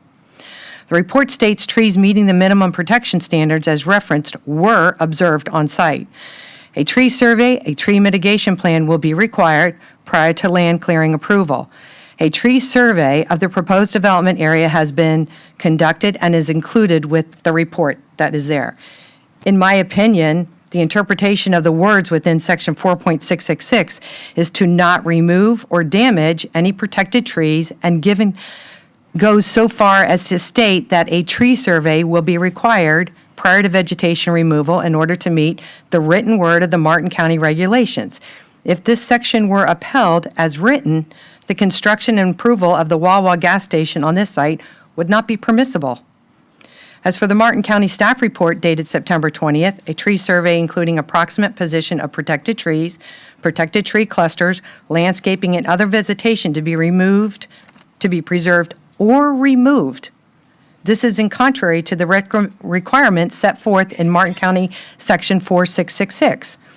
As a condition of the issuance of a permit for removal of a protected tree, a satisfactory plan shall be presented by the applicant for the successful replacement of trees to be removed, based on the schedule found in Section 4.666 DLDR. Such schedule may be offset by the tree preservation schedule for protected trees to be retained on site as found in section 4.664. Again, this is not in alignment with the stipulations of the Martin County section 4.66. So what's the purpose of having section 4.66 in place to safeguard our environment and protect the designated trees if it can be disregarded at will? The report continued with the remedy, suggestion, and clarification. Trees shown that are splitting the property boundary should also be protected. Thank you for your time. I do want to say one thing, that they spoke about impeccable focus. It said that, that they have impeccable focus. But I know that in the Vero Beach Wawa, they've removed the outside seating due to homeless sleeping on the seats and drug use. Now your time is up. Thank you. Thank you. Paul Fulks is next, followed by Rick Osborne. Thank you, Commissioners. My name is Paul Fulks. I'm a resident of Savannah Estates. I have 34 years in the development and construction industry. I'm a professional engineer, certified general contractor, and hold a myriad of other industry certifications. I'm sorry I didn't bring my resume to be brought into the order, but it exceeds those of others in the room. Suffice to say, I'm an expert at this. Health concerns, science, not me, science shows benzene fumes from gas stations cause cancer. To preserve public health, gas stations should be a minimum of 500 feet away from homes. It's surprising our code doesn't already mandate that. Who do you want to give cancer to? Landscape buffer yard. On Thursday, LPA asked staff if landscape concessions were made. The answer to the board needed to be, yes, Director Schilling approved the removal of several existing large oak trees to allow a combined bioswale landscape buffer. The details. The project requires a 40-foot wide landscape buffer and a 30-foot wide stormwater retention system. Normally, add them up, 70 feet, which would kill the project. But staff chose to kill the oaks. This does not comply with the code. 4.663B buffer yard requirements, it is the intent of this provision to encourage the preservation of existing vegetation for use in buffers, as opposed to clearing and replanting designed landscapes. The bioswale requires the clearing and replacing, should not be allowed in the same spot. 4.663B8, Mr. Director Schilling has good cost shown possibility to evaluate these matters. There's no good cause for the development, and giving more trees in favor of killing historic laurel oaks, not acceptable. 4.663 C3 allows grass ditches in landscape buffers, and I'm certain they contemplated a conveyance swale across a buffer. It is absolutely irresponsible to allow the entire landscape buffer to become a bioswale. And I'm in favor of bioswales. They're good. It is not the same thing as a landscape buffer needed in this case. But Dave, don't take my word for it. Let's look at the May 28, 2024 review from Karen Solholm, who's in the room. I'm not done. Remove retention area from the type 4 buffer is what she said. She was overruled by Director Schilling. I ask you to overrule him. Thank you.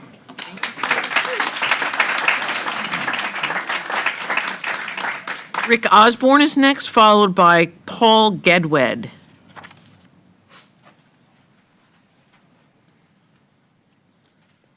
Good afternoon, Commissioners. Thank you for hearing me. I am Rick Osborne. I live at 1214 Locks Road. I am the neighbor next door to what is proposed to be a Wawa.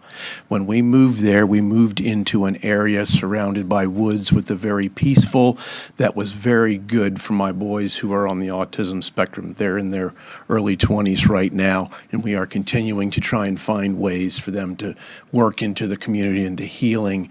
Having a business that's 24/7 generating the amount of traffic, the noise, will impact that in a serious way. So I just want to say that I have heard a number of concerns here, and I thank you that you are the line of defense for the community and know that if you approve this, it's done. But if you will disapprove it, then you will give time to investigate these concerns to see whether or not they are valid. So I really urge that this would be denied now to allow further time for investigation. Thank you.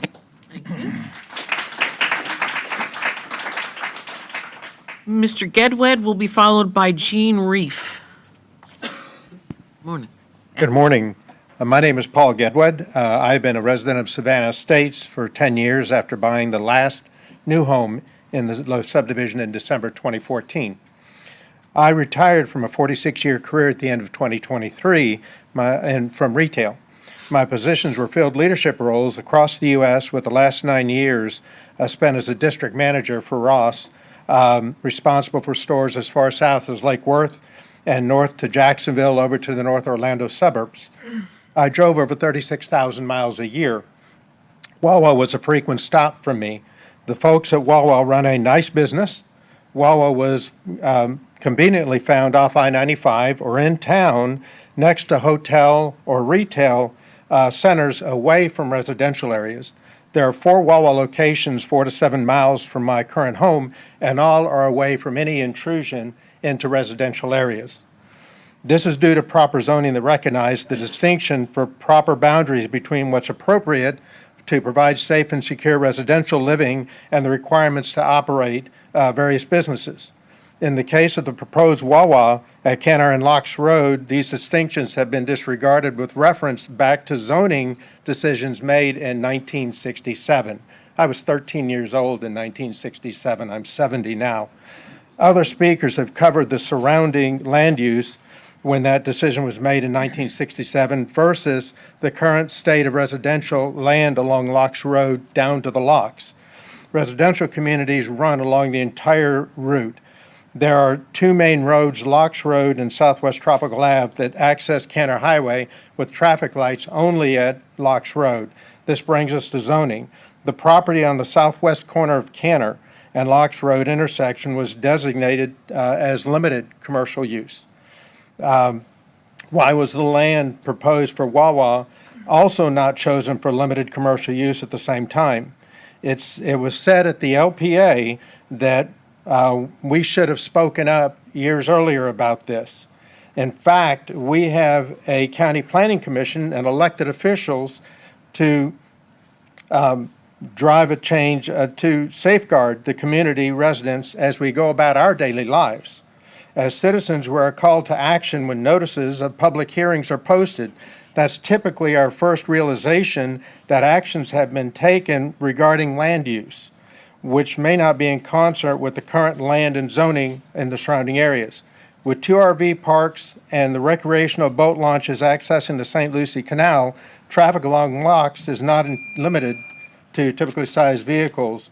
We have large motor homes and trucks towing boats or other cars. So the backlog, that's been addressed, and I concur that it's a hazard turning out because of that turn off of. Sir, your time is up. Thank you. Thank you. It makes it difficult to see cars. Your time is up. Before you know it. Thank Thank you. you. Jean Reef is next, followed by Brandy Fulks.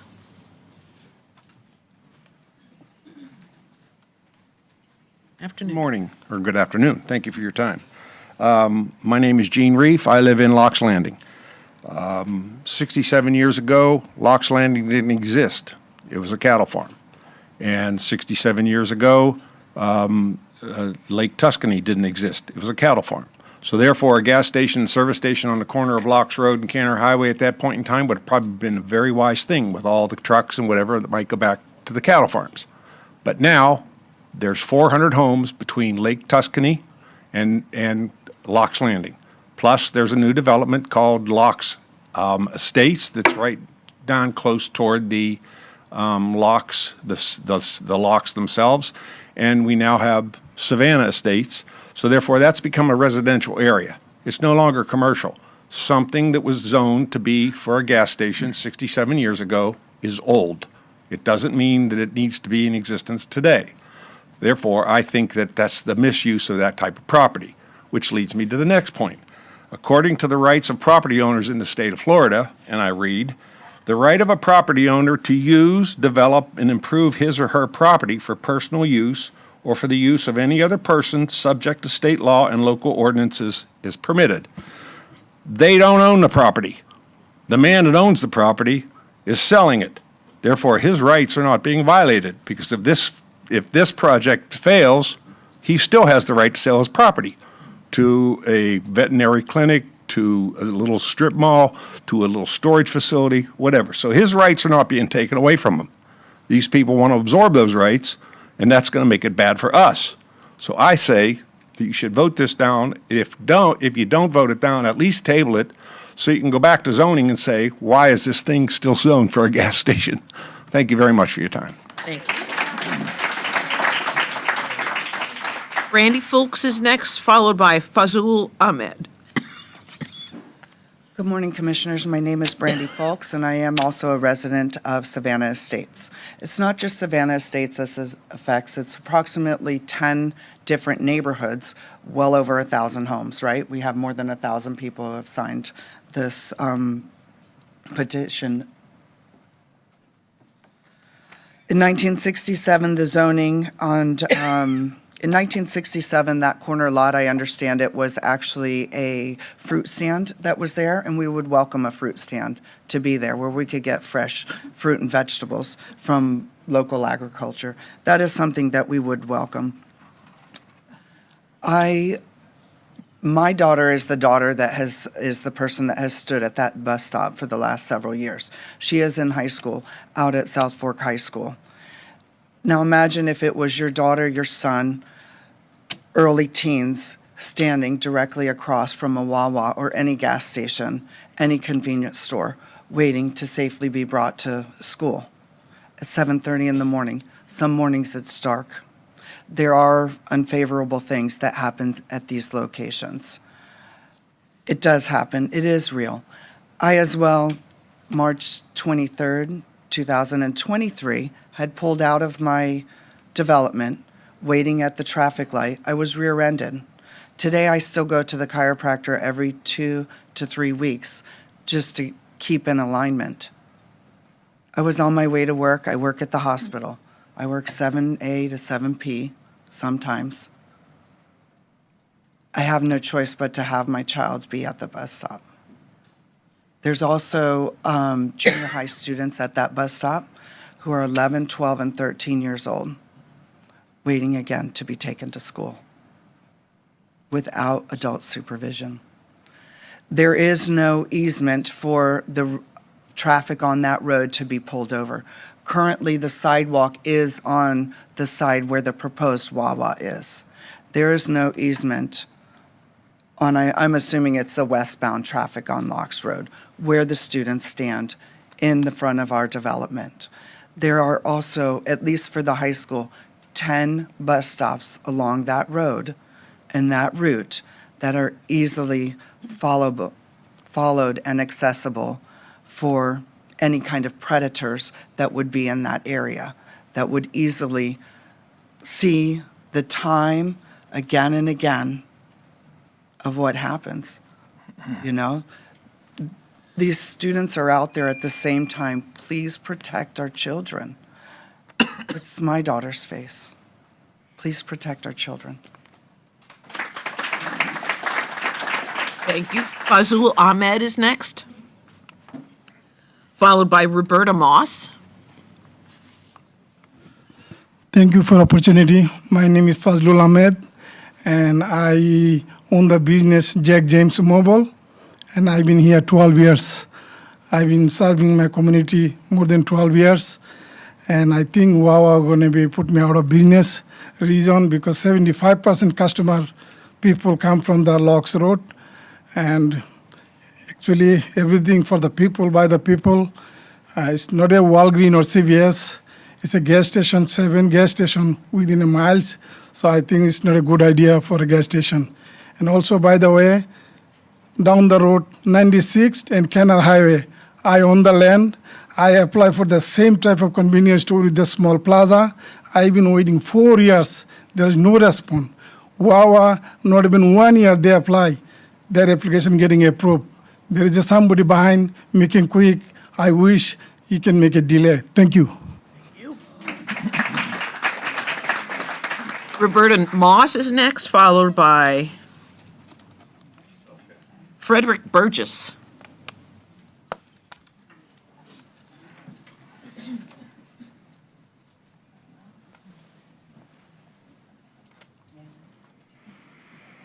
I'm Roberta Moss. Can you hear me? Yes. We can. Okay. I'm non-weight bearing. I had to have my foot reoperated on last Friday, so thank you for bringing the microphone to me, Deputy. So my name is Roberta Moss. I am a homeowner and also the president of the POA of Savannah Estates. We are directly across the street from the proposed Wawa, about a 60-foot distance between us and our entrance. I'm not going to bore you by rehashing all of the concerns that you've already heard from many of the homeowners in the area. But we do have legitimate concerns that have already been expressed. Over 1,000 people have been signing a petition that we do not want a Wawa, a business that large, on that tiny piece of land directly across from the entrance to our properties. Some of the things you've heard about already is an increase in crime. It's a 24/7 operation, increased littering, potential for increased homeless people, which we've already experienced even before Wawa came into the picture, increased traffic congestion, and the stacking does not clear in one red light cycle, because I travel that every day when I go to work. There are potential health hazards for us that you've heard about, the devaluation of our homes. Who's going to want to buy my house when I retire and Wawa is right outside the door? There's also going to be increased in U-turns into our development entrance. As soon as that traffic finds out they can't turn left on Locks Road into the Wawa. Now, I don't know what the barrier is going to be, but if it's just a solid yellow line or those yellow plastic poles that you mount in the road, that's not going to stop traffic. There is a potential for this gas station to put other local businesses out of business. You just heard from Fazul. There are 2 gas station convenience stores within a half a mile of our development and this intersection. So today, we ask that you not approve this project as it's been presented for this particular location of property. And please do not let big developers control what Martin County looks like. Thank you. Frederick Burgess is next, and Mr. Burgess is the last request to speak form that I have. He's not here. And Michael Pinella hasn't returned. John Dial. Would anyone else like to address us? If not, we're going to close this public hearing and evaluate this proposal. Commissioner Capps. I have a couple of legal questions. One has to do with the whole concept of road concurrency and how that legal issue applies to this particular development. It's a very interesting legal issue, and it bears on the legal defensibility of the application. Does anybody here want to take a stab at that? Elise Elder, Deputy. Yeah, you would be the one, I right. could do that for you. So under Florida law, if there is a road that has congestion or is failing or deficiencies, the Board of County Commissioners is prohibited from making that developer bring that road up to standards. All the developer has to do is pay its proportionate share for the impacts of its development. So if there's a road failing, this board legally is not allowed to deny a project based on traffic. You can only make them address the impacts of their development, and that is in Florida statutes 163, 3180. So there's concurrency, but we can't deny because of a failing road. So if I can just interject, so the project meets all of your level of services. So there is not a road issue that fails. The level of services that are evaluated as part of this project, the project meets those requirements, which is why we've got a comply in that aspect of it. So as to to Ms. Elder's point, we'll pay our impact fees for the impact that the project's on it, but we're not triggering any additional requirement because we're still within your level of services for this project and that roadway system. Okay. And then I had another legal question that was interesting that was proposed by one of the public speaker, and I'll just call it the 500-foot rule, which sounded very interesting about having, in the future perhaps, having a rule that says that a gas station needs to be 500 feet from residential development. Is that a common thing in other counties and municipalities?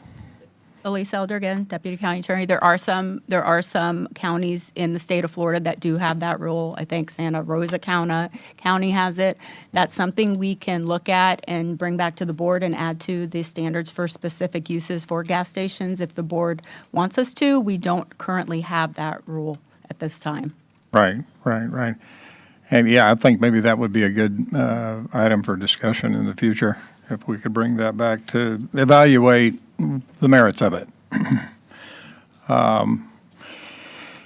Let me say a few other things. I want to thank each and every person who came here today to speak in behalf of your neighborhoods and in behalf of our county. I think that's what makes Martin County an awesome county, is that we have passionate citizens who weigh in and care very much about their county government. And I sympathize with the concerns expressed. You have a lovely neighborhood back there. I've been back there many times, and it's just a wonderful neighborhood. And I would hate to see a gas station going in right at the front of my neighborhood if I lived there as well. As commissioners, we are asked to make a number of different kinds of land use decisions. And some of them fall under a broad category of legislative decisions. And the examples of those would be like ordinances and comprehensive plan amendments. And those are what they call policy decisions, where the commissioners have broad discretion. The legal standard for those is called fairly debatable. As long as your argument is fairly debatable, you can cast your vote however you want. So there's broad discretion. There's another broad category of land use decisions that are called judicial decisions. And you can see those marked on your agenda today. You always know when judicial decisions are happening when the hands go up and people are taking an oath that what they're going to say is true. Examples of those kinds of decisions are zoning matters and site plan matters, among others. And the usual path for developments in our county is that the developer usually asks for a comp plan amendment first, because he usually is looking for more density. And then he asks for a zoning change to go along with that comp plan amendment. And then he comes in for a site plan approval. This applicant decided to go with our existing rules as it relates to land use and zoning. The land use is commercial general, and the zoning is general commercial, a flip of those words. And a site plan approval is a quasi-judicial decision. We are sitting here as judges. We're not judges, but as judges, and that's why you have the oath being taken. So the decision must be based upon competent, substantial evidence in the record. It is not based on our opinions about what should be placed on the property, but rather on evidence in the record. And a site plan is normally about the particulars of the project, not so much about whether the development is going to be built. It's about the particulars, things like the trees. Are you saving enough trees? Are you planting enough trees? Do you have adequate turn lanes? Do you have adequate drainage?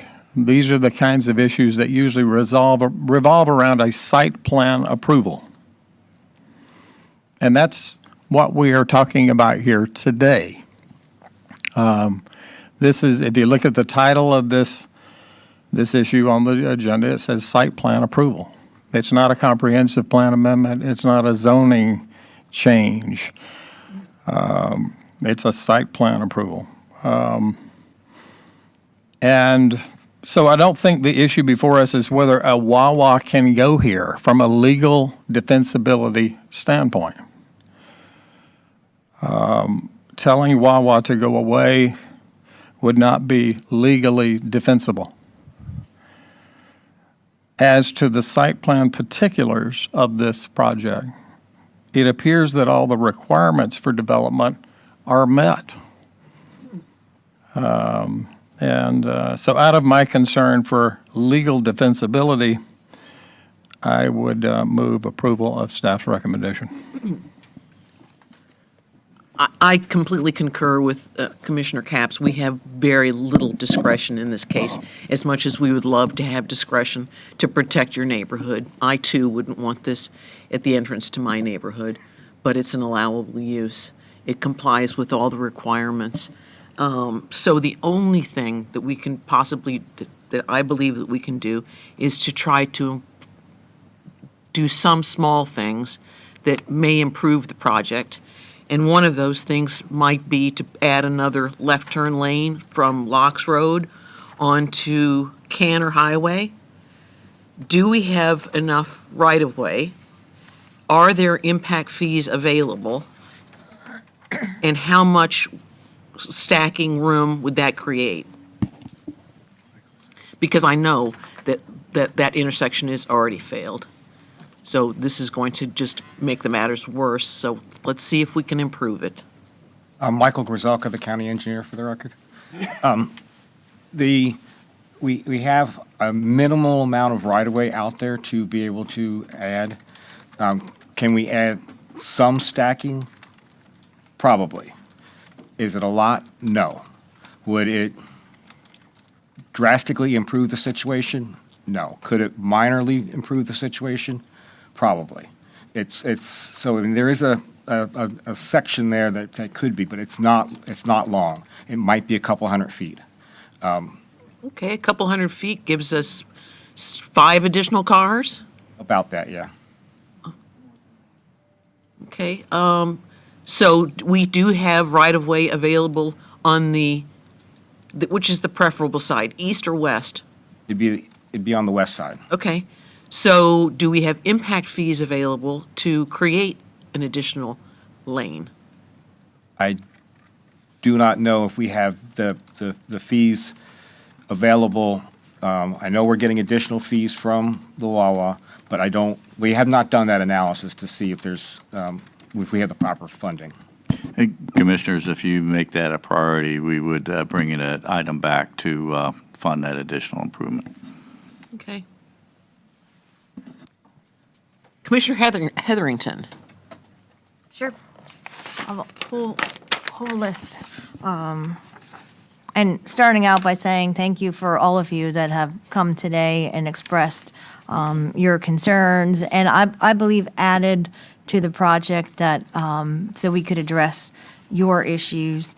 And these are always, to me, the hardest decisions sitting up here of many, because you sit up here and you're acting in a position of something that is legally entitled, but therefore, but I'm sympathetic to many of your concerns and want to address each and every one of them.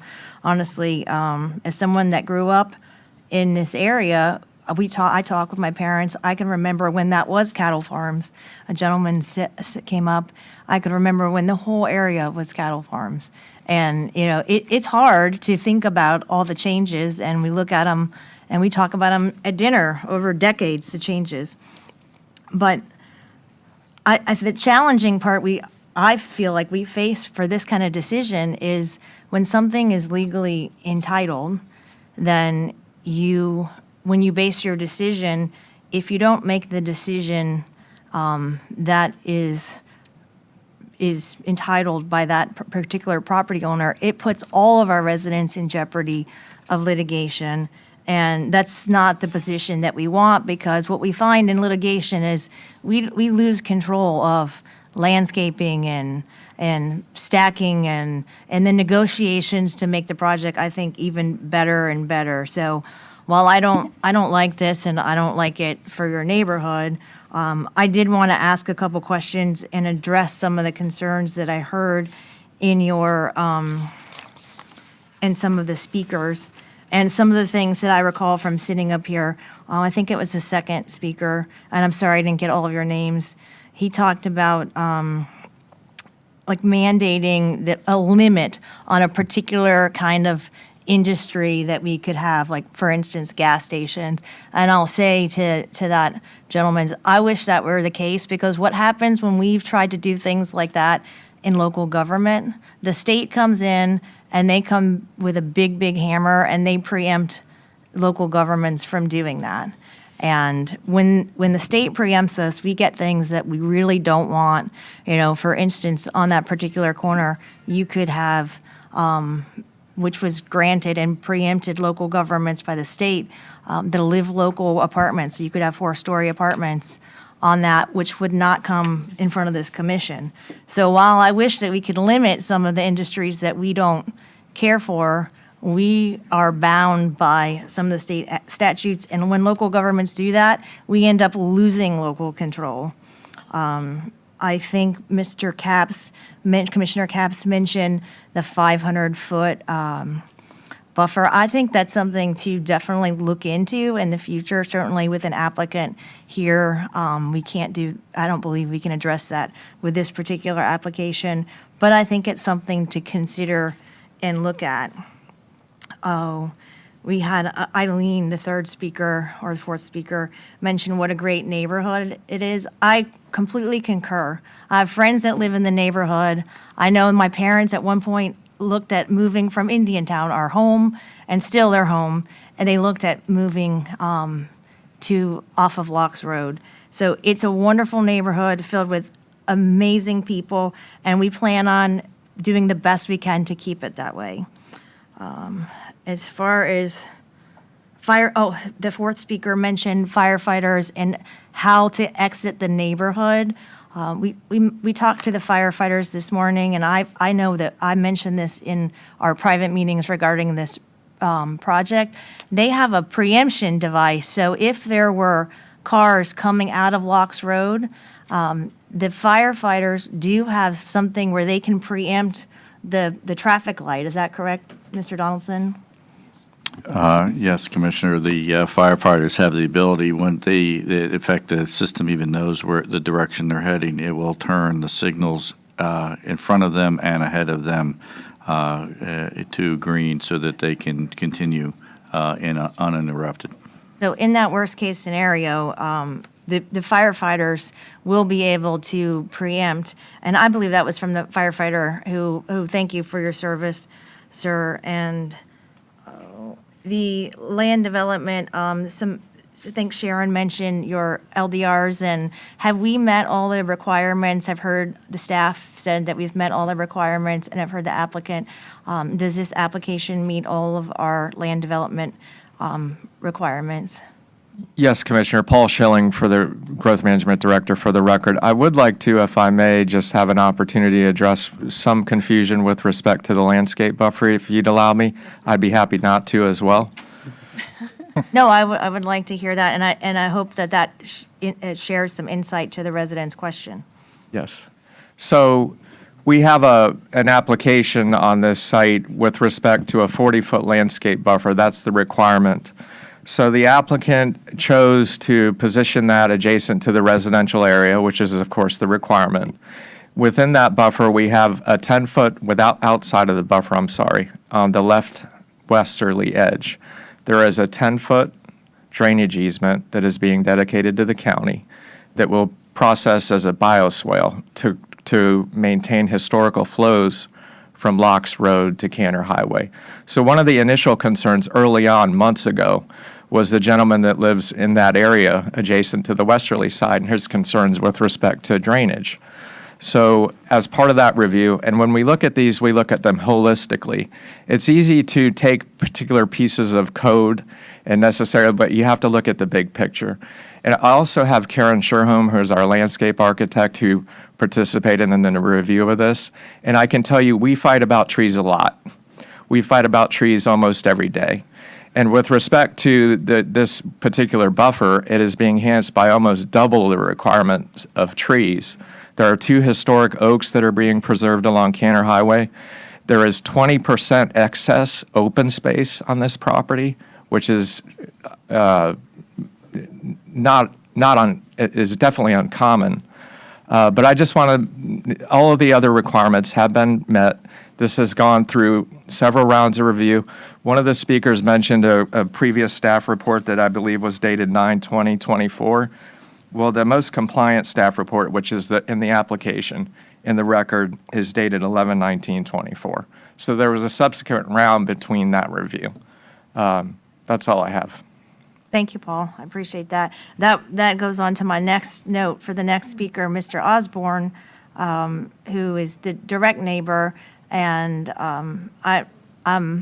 I feel very sympathetic and I'm happy to hear that landscape buffer is double. And what I can say in talking with the applicant is that the applicant has expressed the willingness and wanting to be a good neighbor to not only Mr. Osborne, who is right next door, but to the general vicinity.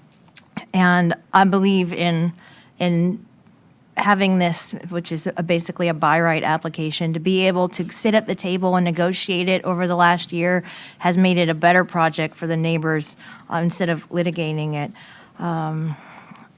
Speaker, we talked about the cattle farms, and as far as the bus stops, I don't know that there's anything that we could do, but I certainly appreciate, having kids that have ridden the buses, and, I don't know if there's anything that we can do to address bus stop concerns, but what I can say is that our sheriff is, and our sheriff's department in Martin County is one of, I think, the premier and best sheriff departments in all of the state.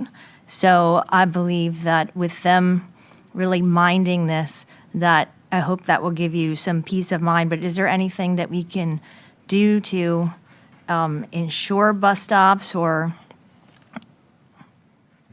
Paul Schilling for the record. So the typical operation with respect to the school drop-off and pickup was shutting down the intersection. What I mean by that is the school bus stops, the preference is to stop on the main road and then pick the kids up as opposed to going into the subdivision. So which, of course, there is not an opportunity typically to facilitate a school bus shelter on a commercial site. There are requirements, in fact, with larger developments to facilitate some of those with respect to the right-of-way, and those are more for the MARTI transit system as opposed to the school board does participate in reviews of these applications. So the school board could review some of the bus stops and the concerns? Correct.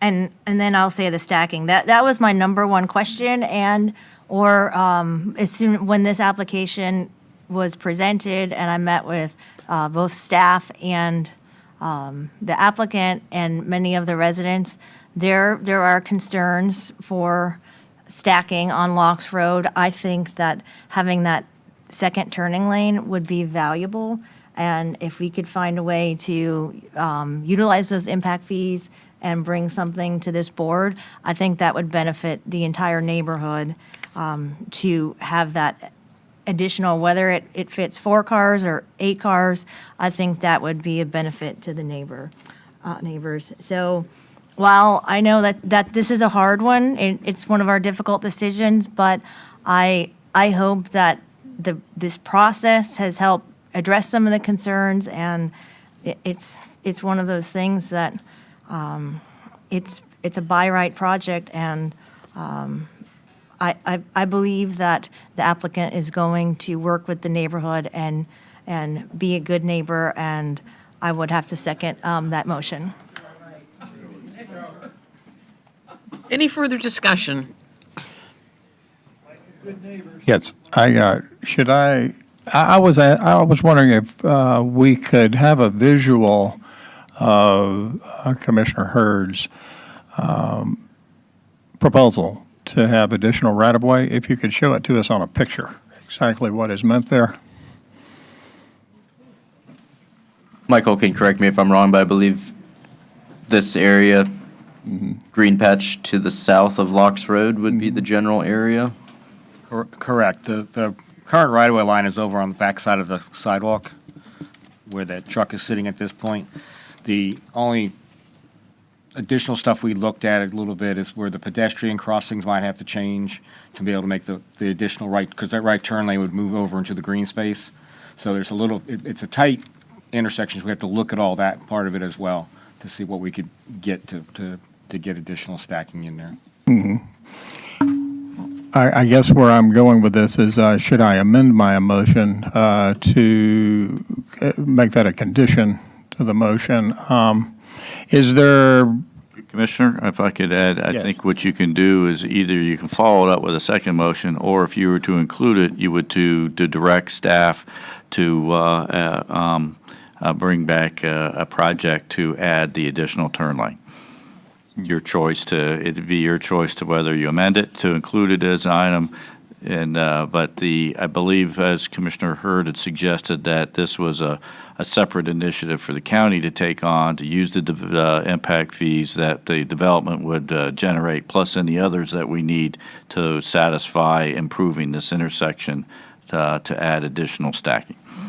So I think it's cleaner to do two. to do too? Okay, so my first motion would remain the same. Okay. Any further comments? There's a motion on the floor and a second. All those in favor? Aye. Aye. Opposed? Opposed. That motion passes 4-1 with Commissioner Campy dissenting. And then, do you want to make another motion? Yes, I'm trying to think of the best way to phrase it. We would be making a motion for additional right-of-way. No. Will we make a stab at it for you, Commissioner? Yes, please do. I think it's you're requesting staff to initiate a project to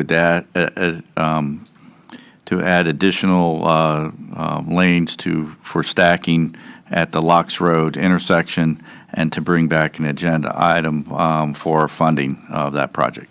I'll make that motion. Is there a second? Second. There's a motion and a second. All those in favor? Aye.